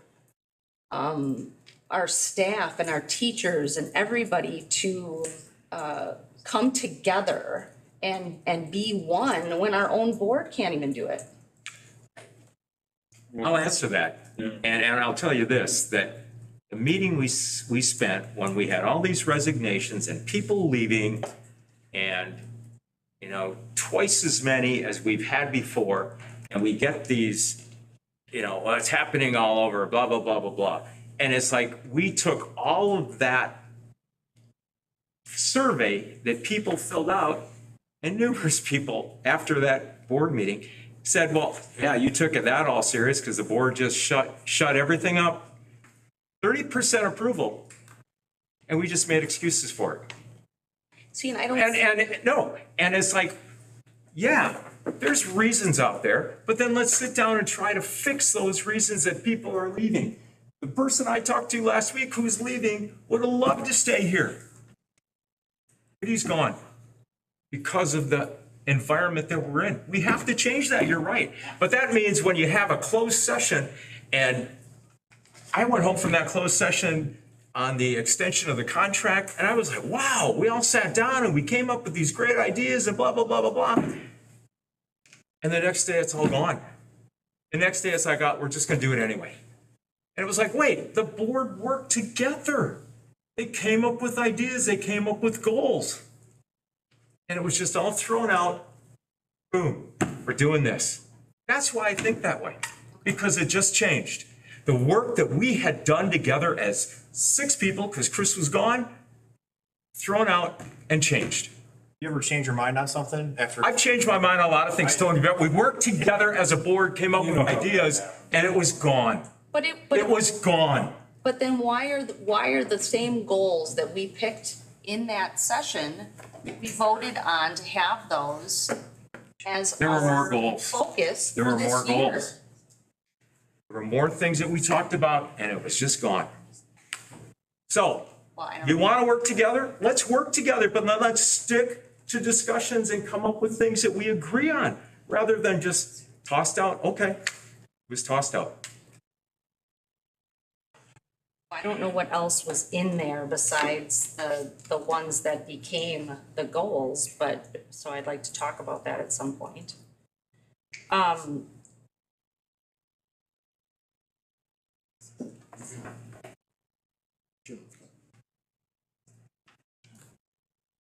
just want to bring back, in terms of, there's a lot of criticisms, including maybe the board should be disbanded because the main goal of student achievement isn't met. There's a lot of failing school districts, and we're one of them. And 70% of our kids aren't reading at grade level. And for us to dismiss that almost as, or, We ever do that?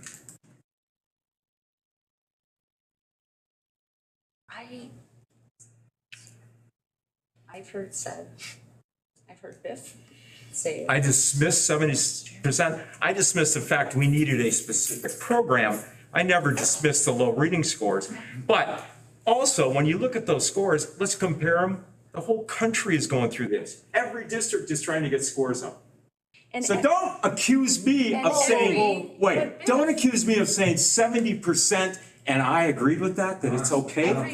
Everybody, the other thing that's going on around the whole country is that there's a teacher shortage and teachers are leaving. That's another thing that's not just Manitowoc. The other thing I wanted to say about the surveys is when I look at like the third pillar on the strategic plan, it specifically talks about retention of teachers. I don't know where, I can see where it sounds like we poo-pooed the 30%. But does anyone here at this table think that we don't need to do a better job when it comes to retaining and keeping our staff? Can someone raise their hand if they think we've done a good job with that? No. So I don't think we took it lightly. What we've done is put it into a strategic plan on how to make it better. What are we going to do? What are going to be those things that we're going to focus on to make it better? And I think there's been things that we have already implemented. For instance, one of the things that has come out time and time again in the surveys is the teacher effectiveness model. It's horrible. It takes too much time. It doesn't do anything for our teachers. And so we have tried to figure out how can we get that off their plate to another thing that's been on their plate. The differentiated learning. I have to differentiate learning for 5 different levels in my classroom. And we've come up with a whole school reform that can help with that. So I feel like I'm not sure what else. I shouldn't say that. There's a lot else that we can be doing. But I don't throw any of those surveys out. I think all that stuff is meaningful, and I think everyone does. Why? Here's the other thing about surveys. Do you want to know how many times we've given a survey on, I forget, what did somebody say the other day about asking students if they feel safe? We've never asked them, and if they needed safe spaces. Do you know how many times we survey our students? We survey them every year. And you want to know, on the very first year that I was there, do you want to know what the survey said? I don't feel safe. And I bet you we haven't even seen the ones this year. So the worst thing you can do with a survey is not act on it. And whether or not, this group came together and did a mea culpa, I believe that the direction of this board is that we know we have these big things and that we are working on them with some of the initiatives that we've put forward already. But yeah, I mean, Student behavior. Student behavior was another one of the reasons, that teachers were, a lot of them that I spoke with that were leaving. And you because they're worked having very issues. hard on that. Absolutely. And we still have not been able to implement that with fidelity. A lot of it has come through and I think made some changes. We have made some positive strides when it comes to behavior and discipline and things like that. That's also helped. Now, I talked to Mike today. I can't, or maybe Jim, I can't believe how almost every month I'm seeing teachers coming back that left last year, left the year before. And now they're coming back, and it's a good thing. We are making positive strides. So, I mean, I guess I want to go back to what is it going to take in order for all of us to get on the same page and work together? I don't want to push any of these governance models, but we can't keep doing what we were doing because it wasn't working. I mean, don't you think a variety of opinions is sometimes helpful and constructive? Oh my gosh, absolutely. So I'm not looking for like, a loyalty oath sort of approach. I just think everybody should speak their mind and, it'll all sort of sift out and, decisions will be made. It's just that we tend to be making them factually in factions. I think of myself as a team player and I bitch all the time, and I think that's constructive in ways. But I'm also a pretty affirmative person in a lot of other ways. But the thing is that I don't think that this, let's lockstep, okay? Let's lockstep. I think No, and the diversity here is a real asset. Yep, I'm not suggesting lockstep, but what I am suggesting is that we come up with a model that we think is really going to drive the vision of this board. Well, yeah, maybe, my analogy of the big picture and the little pictures, the little pictures being the committees. Maybe we should do committees that have a committee on curriculum and student success, or student culture, workforce engagement committee. You know what I mean? That the goals that we have in the areas that we're concerned about the most. It's like, I could give a rip about, the urinals in Wilson, and that's sort of what we talked about in the Building and Grounds Committee. But I would like to see, like, wow, the repairs done so the ceilings aren't falling in at Lincoln. I would like to have an assessment that, the one corner of Washington Junior High, which is sinking into the ground, needs to be taken care of sooner rather than later. And all that sort of stuff. And then hold the people who are supposed to do that stuff accountable. And I'm not talking about governance by shame, but I'm talking about governance by planning and follow through on responsibility. Right. So I know Tony doesn't want to have any more meetings, but I think Tony wants to have a good school system. And I think that what we have to do is we have to be pretty specific about some things.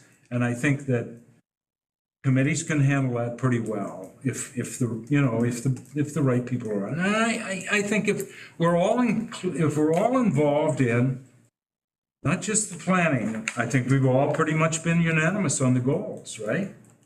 So we are all on the same page.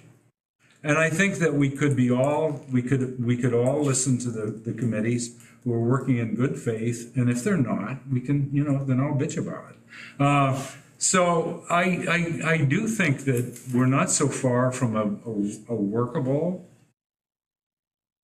legislative machinery model that really can deliver the goods for the people, especially the goods for the kids. Thank you. Yeah, okay, I mean, So- I won't shut up, go ahead for now. The reason why, and, the committee of the whole wasn't supposed to be forever unless it was something that the board wanted to do. But the committee of the whole, the reason why I like that is that everybody gets the same information at the same time to be able to, the same update, whatever it may be. And that if we had to form, there'd be no reason why if there was something more in depth that we couldn't at that point make an ad hoc committee or, something, but I just feel like everyone gets to weigh in, and a lot of the research is sent to administration to do, rather than us, which is why I like that model. Another thing I was reading up about, committees of the whole, and you really have to have another policy if you're just gonna do committees of the whole. Or is it just another board meeting that you're gonna do? So that's the other thing is, the idea that I was floating with the committee of the whole is that it would be part of our second meeting of the month, that we would cover anything that had to be at a committee level that would be at that second meeting that tends to be light anyway. And that if we do that, and we do it as part of a meeting and we don't call it like a separate committee of the whole, then we can act on those items if we choose to.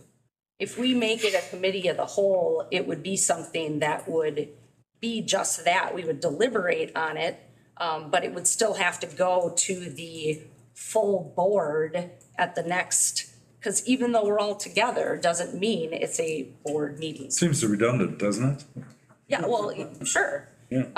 Which is why, the idea is to put it into, having kind of like what we did tonight, but we have, and we can break it into what are those committee items that need to come forward, or that somebody has to come forward, to be able to discuss at that time. So that's my intention with it, but if you guys don't feel like that's going to be an effective way to do that, then Then I guess one of my questions is, do we want to, is there such a lack of trust amongst us that we need a third party to come in and facilitate something to help us through this process? I think the executive committee should come up with a proposal, I don't. and suggest a new style of committee, a new assignment, sort of allotment of committees, and how that process, what the expectations about how that process should work. I think that would be a real good thing to discuss. I like to, well, the fact that when we had our committee set up before, they were very siloed. And that was one of the things that wasn't working for us. Right.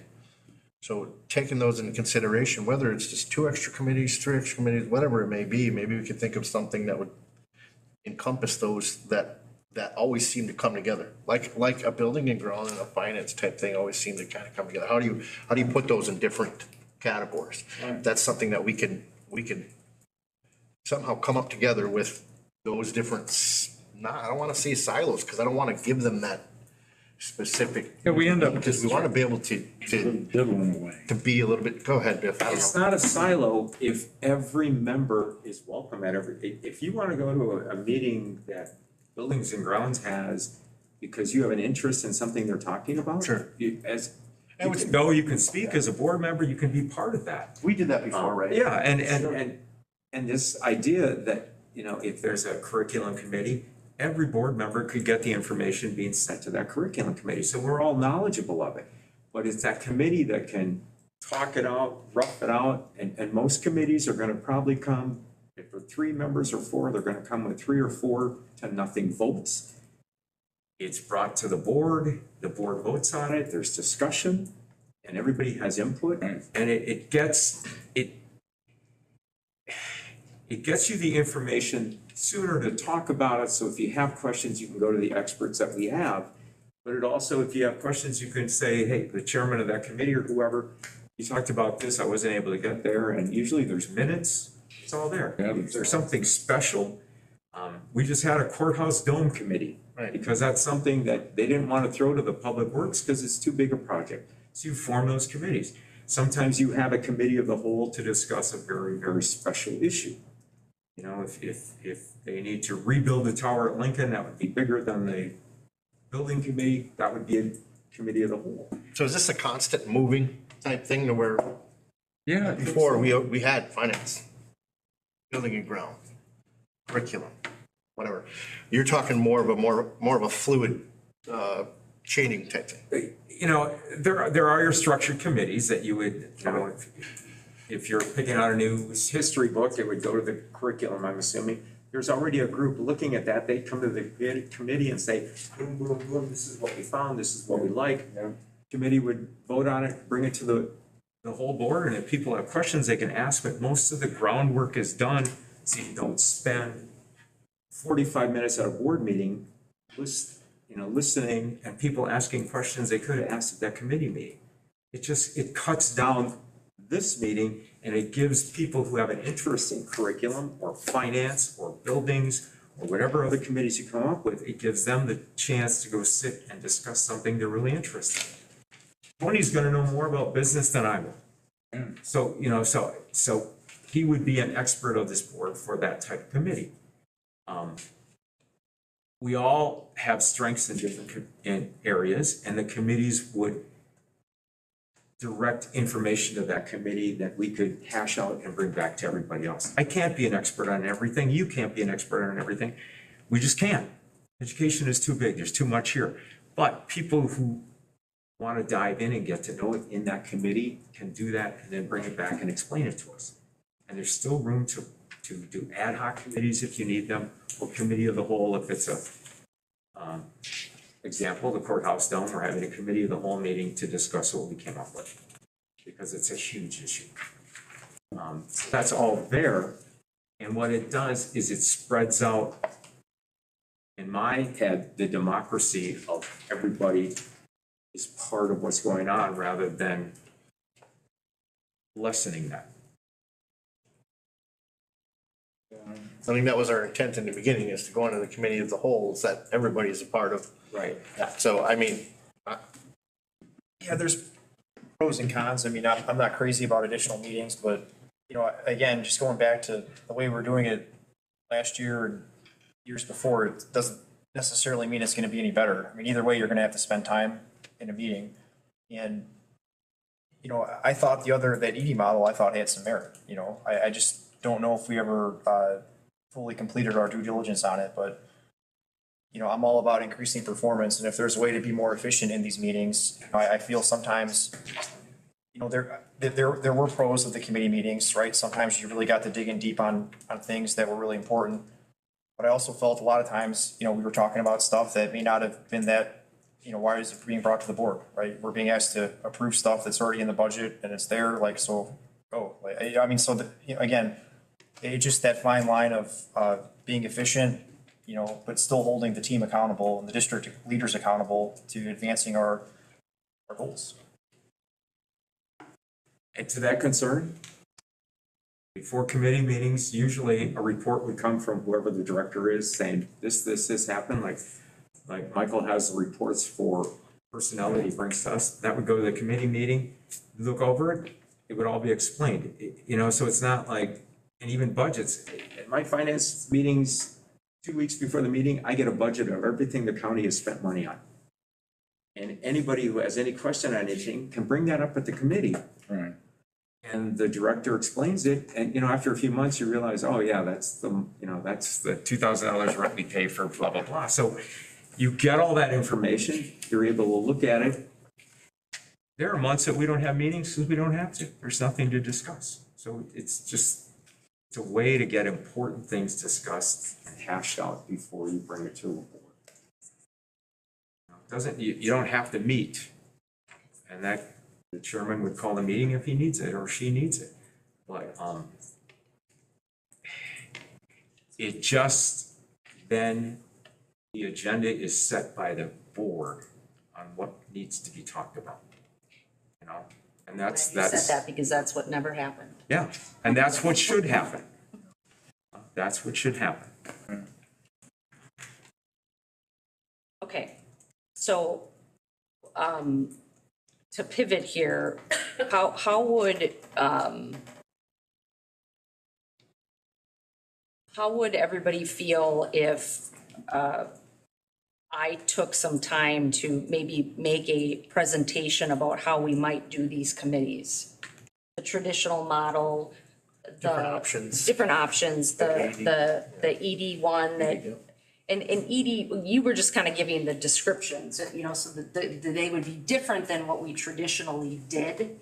And we deliberate on those and we pick which one we want to do. How would you guys feel about that? I would like that, yeah. With that. Tiff? Let's look at it. Would you feel like you didn't have enough information? Well, I think when you present something, then there'll be questions, and Yeah. then I will ask that information. Okay. Anybody else? I like that idea. All right, Well, I had a strong negative on the ED thing. I thought it was educational fluff in a lot of ways. well, I wasn't thinking that, Carrie, I was thinking more on the committees that you were reading off there. Yeah. The ones that you Yeah. liked, Yeah. the description, that's what I kind of meant, is ED had, different names and, sort of what I want to call it, the directive of the committee. Right. So. I thought he was okay I thought he was good on, like, the board should be planning. The board should be looking at the overview. Yeah.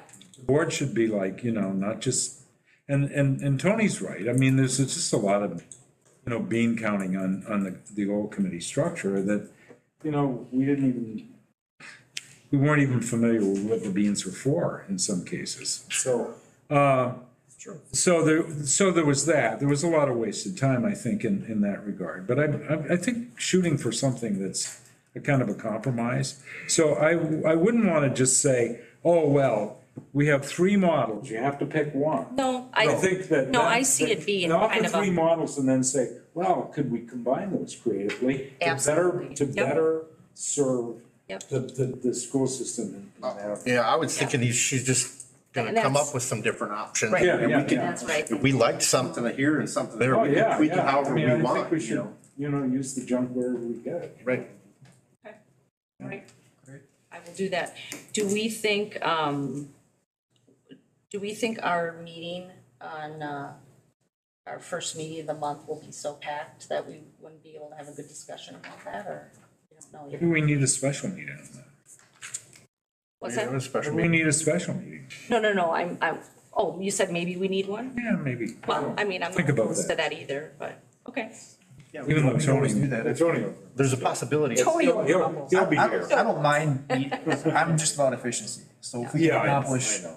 the same or better with less. We're coming up here, we may end up having a special meeting. Yes, Oh. we're talking about the earlier We're talking thing. about that. So maybe it's something we can run in tandem with that. I If need it- a deadline. Right.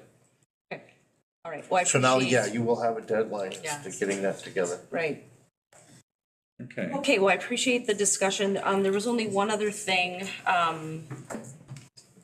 Jim wanted to make a recommendation about, this is on our new one now. Wanted to make a recommendation about, getting some community engagement together. So a community engagement, group to discuss the controversial issues. You want to talk a little bit about? Yeah, you know, one of the things that my concern is, are we gonna wait until, I mean, you can pick out all the headlines that you read. You're gonna wait till our name is in that headline. Right. Or do we put some of these things up and open up publicly? One of the issues that came, as a parent came to me and expressed concern about what their kids potentially could access through the public library. And, you know, my first thing was just starting to look, you know, do we have our firewalls up and, you know, whatever happened and stuff like this, but I prefer to do, if there's some way that we can bring that discussion, you know, where we stand on this. No, parents have the rights. I mean, we had a big debate about that, you know, last time when we came, and I was just following up on policy in terms of trying to determine where this board stood. You know, so I'm thinking again, in terms of, is that something that, where we could be more proactive? Just like sex education was, when that first came around, a lot of controversy, and they said you should have a committee of citizens, you know, that engage that. Or do we wait till we become a headline? I mean, we read the, you know, things that are happening in Green Bay. We, you know, talked about these other school districts. It's, you know, it's just, you know, it's almost like it's not when, I mean, it's not if it's going to happen, it's when. And I'm just, is there a way to be more proactive about this so that it isn't divisive? Right. But we say what belongs in our schools. You know, I have concern because we have some groups out there that are promoting things I don't agree with. Because I don't know, you know, there's never been identified a problem. The board hasn't identified that there's a problem with diversity, inclusion, and equity, but people are promoting this. And so I'm thinking, okay, what am I trying to fix? Because I've not seen the problem, it's not been brought to my attention, you've not brought it to my attention, and yet this is out there, and, okay, so So do how do you- I just then So how do say, you see so it sounds like a committee. yeah. Okay. I mean, I've got questions in terms of can people, you know, what's in our own libraries? Well, what am I gonna do, sit down and Google everything that, you know, to find out if there's inappropriate material, or do we get some people and, you know, just like a couple parents that with their, you know, using their kids' laptops to see what they could, you know, is it safe? You know, I'm just opening up the concept in terms of, is there a way that we can be proactive on this stuff? But Jim, so much of this stuff is generated by politics, by the, you know, I mean, we went through a year of people getting up, meeting after meeting after meeting, talking about, you know, critical race theory. It wasn't an issue in the Manitowoc system, but it kept coming up. It just kept coming up. That's not true. You know, I've been able to find out where some of our staff are even reporting out publicly, you know, in terms of advancing that. So I would disagree with that. I would also have to add, we were talking about the access to on-school laptops. I am a father, my daughter uses a school Chromebook, and you can add things on there. Kids can, it's not blocked out, and they're able to click a preview. That would be an issue. They're able to click a preview button on it. But I just don't want to be. My daughter can search for those things, click a preview button on it, and read and see explicit pictures, straight up pornography on certain issues. Well, yeah. And okay, I'm concerned with that myself. I was kind of glad to hear that it wasn't just me. All right, but I just want to avoid being, falling for the bait of the. There's definitely the far merit. right wing of the Republican Party. No, there's merit behind these claims, I guess is what I'd like Well, to there say. may be in that case, but, Matt, when she has access, is that through the district Wi-Fi, or is that through a different Wi-Fi? District Wi-Fi, yeah, I mean, why would that change as opposed to like where she's at specifically? Well, as somebody who worked with these and with kids and with phones, Right. I don't know how you're gonna filter and stop all of it. Our guys would shut down a site on Tuesday, and on Wednesday, there'd be another site, the same site would be up with two different letters at the end, and they'd be able to access it. I mean, it really comes down, and I know you're a huge advocate of this, it's parent responsibility, checking the history, checking this, because if we're gonna ask kids to work on these, I don't think we're gonna stop everything. No, I agree. There's no way, because the reality is, I can go, hey, all right, they blocked all this stuff out of my computer, so I'm gonna go to the cell phone sitting right next to me or in my pocket and go on that cell link, and they're gonna be able to access stuff that I've heard- we're blocking. So I've heard people say that many times too, and I'm like, yeah, no, you can't, because I got control of that cell phone. So, okay, you do. I don't have control of that Chromebook that the school issues to her. When my daughter even wants to download an app, I get a little notification that says, Layla wants to do this, accept or decline. Yeah. And I can look and see exactly what she can do on it, all that other stuff, but not decline on that. You're gonna get You're talking about your phone. Maybe the. Not- You're talking about the the- phone, I'm talking about the Chromebooks that we issue to every student. Right. Yeah. Maybe the district, Maybe we should do some education with parents as a district saying, hey, they have this tool.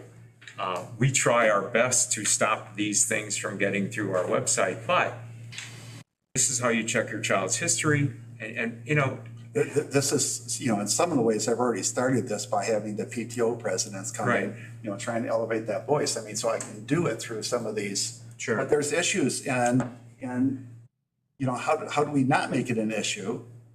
But also to recognize that we're trying to ensure a safe, and what happens is you don't know what you don't know. I think it's great intentions. So what's the directive of the committee? What would they be directed to do? Just provide? Well, one of the things, as Biff mentioned, we can just start identifying, these are things in terms of making you aware that they're out there. I know that there's legislative issues that are trying to make something either more liberal, or more conservative, for lack of a better term. And what I don't want to do is all of a sudden kind of ignore it, and all of a sudden we lose more students because somebody says, that's not what I want.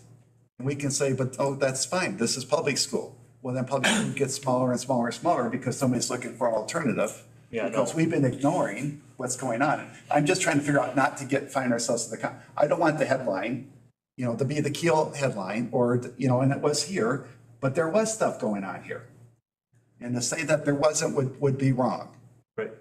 But I would have to tell you, and I've already shared a couple articles with you in terms of social emotional learning. It's out of control. I think we are getting consumed by everything but academics.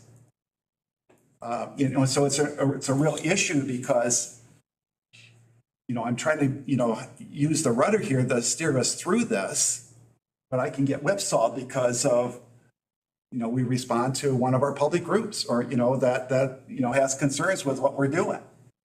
well, how do you want me to deal with this? You know, just because I recognize that I don't believe, you know, I'm not advocating because I don't know that there's a problem so for equity and inclusion, but that's a big trend right now. You know, so everybody's promoting it. I'm saying, Everybody but the What does it Supreme Court, I mean? guess.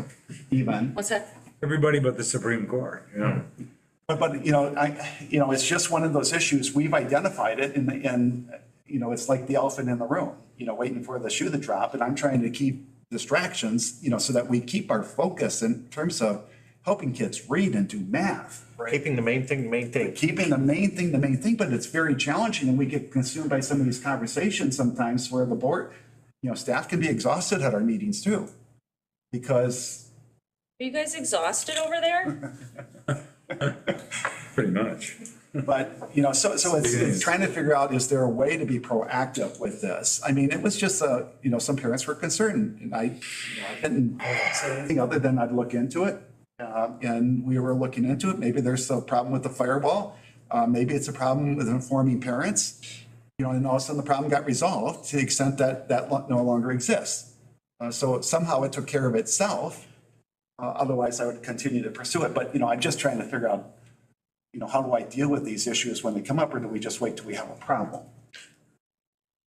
I don't like the ostrich effect of just putting our heads in the sand. So I like your idea of being proactive. However, you know, like, we can't, in your position, you can't be for committees in one area and then not for committees in the other area when it doesn't suit you. Yeah. So like, that's where it's like wishy-washy. Yeah. So I think trying to give a mission or a vision of the committee to tackle these issues proactively seems like a solution that would be most equitable for everybody's interest. However, it's not gonna be fun. But it gives it a path. I mean, I already somewhat have a pathway by, you know, I mentioned, you know, special ed parents, you know, group, you know, having them bring in to make sure that we understand their concerns with that. The PTA presidents is another, one of my concerns is it seems like we go every place but the schools for information. And now we're reporting what the outside is telling us that we're doing or not doing. I'm thinking, oh my goodness, who's in control? You know, and so how do I get this back where the source of information is the schools?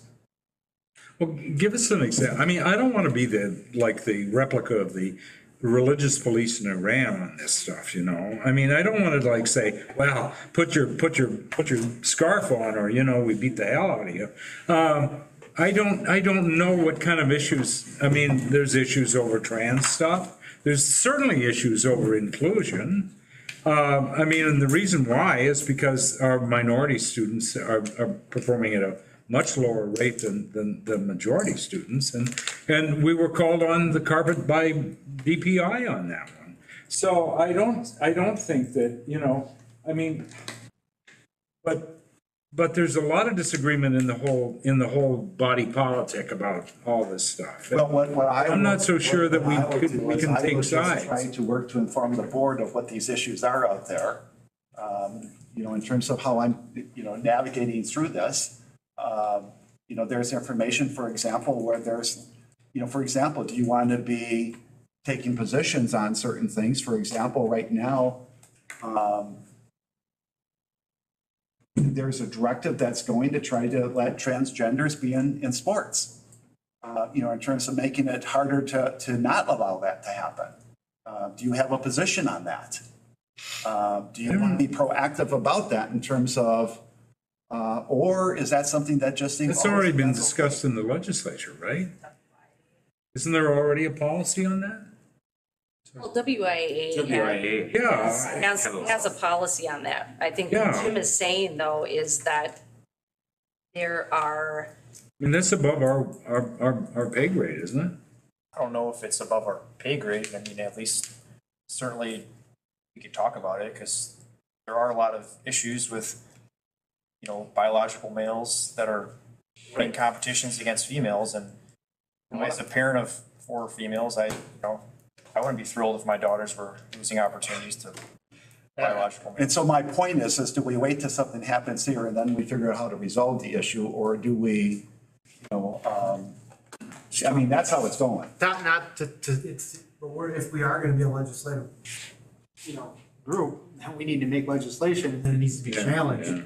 So you kind of ran into a wall there. No, but I think- Because we no, need to I make policy, didn't know and then it it was needs to be our- challenged by litigation or like See, something like that. But I thought there was a bill Yeah. to like, in the assembly, and I don't know whether it passed or not, but I know the athletic association for the school systems has taken positions on that, right? And I think we basically have to accept that, don't we? Well, I'm not totally against a lot of what I read anyway, as far as what WIA has, like it, and they are, you can't unless a lot of these things Right, I are mean- met. So I'm not completely against the WIA. Yeah, right now, and I know Biff will back me up on this, but right now, if we didn't follow WIA's rules, we can't play in WIAA, and Manitowoc will not stand for us not to be competitive in sports. Yeah. It's never gonna happen. Right. So if we, go ahead. Well, I'm just, the computer thing. I don't think any parent wants their kid surfing where they shouldn't be. And I think that's something that as a district, we can say, hey, this can help that. You're gonna have to talk to your son or daughter about it, but we can give them ways to find out if Johnny or Susie has been to that site by checking the history, tell them how to do that. Some of these other issues, I understand what you're saying, that they're out there, but they're very decisive, almost more political. When I hear inclusion, I think of my daughter, and I'm really happy she was included. Right, and that was our primary focus was. Right, so my question is, how did that become bad all of a sudden? Well, And she's very diverse, and I'm like, it's not bad that Maddie's different. That's a good thing. Change different. And so I think some of these issues that are more political are things that voters will figure out. And people will figure out as they start getting even more educated. So I don't know if we have to take that on until we have people marching at our schools that don't want DEI. But I think Don't want one. the DEI, is that what that's called? Yeah. Yeah. SEL, DEI, CRT, it's all same. I don't know what that is. I think we just have to focus on, look, We are gonna welcome every kid as diverse. We're gonna include kids on our programs as much as we can. And you know what? We probably should follow those WIA rules, because if we would come out saying something different and there's a kid in our district who wants to compete and they can't, probably gonna sue us. Oh, yeah. I mean, so those things are taken care of by different groups. And we may have people that come in, or we may have people coming in that don't want certain books in the library. We'll have to handle that when it happens. But like I said, there are things we can do to help educate parents on some of the issues. My hope would be that we would do that maybe somebody in our tech ed department could say, hey, do this and this and this, and that'll stop. Now, we're not gonna be able to stop them from going to their cell phone and using that, but that's where you have to sit down and have a talk with your son or daughter, because they're in the wrong place. I don't think anybody here is in favor of pornography, but I'm not so sure that I'm against controversial. I think, on the books in the library, I would be just, as an individual, appalled if they were just out and out, smutty porn. Right. And I would say, why the hell are we spending our money on that? Yeah, I don't think. But there is a kind of, the controversy comes at this sort of this borderline, where it's a book about, gay kids or something like that, and somebody in the community says, oh, we shouldn't ever be doing that, et cetera, et cetera. That's controversy. They have a right to like their opinion. And they have, but the thing is that, well, other parents would say, well, I think my kid should know about, about gay kids, and it's not all that bad, et cetera, et cetera. So there it becomes, there it becomes a controversial issue, and parents have to be the adjudicators on that. And I think if we said, oh, gee, 4 people said they didn't want any books in the library that dealt with homosexuality or any of that sort of stuff, we'd say, gee, it's a free country, but the fact of the matter is that, it's not that cut and dried, and you don't get to decide. You're only 4 people. So, what? No, what? No, I totally agree with the fact that there's a difference between that controversial, the fact of whether or not they're reading books with gay kids in the books and all that, that's not a big deal, but I stem to think of an instance where I was watching a lady bringing up a book that they were reading, and it wasn't talking about gay kids, they were talking about teaching the gay kids how to perform those sexual acts. That's a different story. Yeah, I'd be against that. That's what I'd be against I think that. people are really wanting to get out of there. If there's a story and it happened to be It's sort of beyond a gay kid in the controversial, book, I think, yeah. that's all Isn't over it? now. That's I mean, it would be widely here, accepted. wouldn't it? It's those types of things are way beyond. I think it. Okay. You said it's a fine line, but I really Okay. think that's like jump over the fence type of Okay, thing. all right.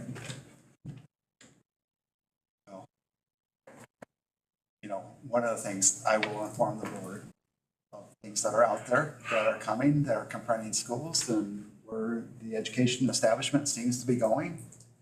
And if there's an issue that the board feels like we need to talk about it more, then we can put it on the agenda. It becomes a judgment call, I think, doesn't it? Yeah, I mean, I guess I would say continue to, That's how we do it. I mean, don't think that this is a be-all, end-all to the discussion. I think that, this is gonna be ongoing, and, as a board, I think when it's appropriate for us to tighten up a policy or a stance or something regarding something that might be, Well, this is minimally beneficial because we're publicly talking about something, not in a controversial way, but, recognizing these things out there. There are many things that are knocking on the door of public education. And it's becoming more and more challenging, in terms of what our role is. Right, I mean, I would agree with you 100%. I think too many districts are losing their focus, and, that probably explains a lot of the reason why scores have been tanking. It's not just here. Focus on what, Tony? They're just getting into social issues, right? I mean, Yeah. and I think that, when I went to school, I mean, you kind of learn about that stuff, but you spend more time learning on core instruction, and I feel that we're taking steps to move back in that direction, and Yeah, I think that's. over time, I you're think right you're gonna with see that. the results improve, and that's really what we all want to see. Yeah, I don't think we should be fighting the culture wars. I agree. I just don't think that we should bring, and I agree with you. Let's not bring that into the schools, right? So that, I think everyone is more or less in agreement on that. Okay. So let's just, as Jim says, keep the big thing and focus on achieving. The main thing. Sorry. But I just want to kind of wrap this up. If you go along and get along, you're going to end up, then you're not going to have your own identity. So you might have to accept the consequences that everybody else is with. So he was just trying to mention a parental or some sort of committee that brings a voice to that avenue to kind of clear it out. Otherwise, it's you pretty much, like you said, you're gonna have a mob come and say, hey, we don't want this, and it'll be too late, is what he's trying to say.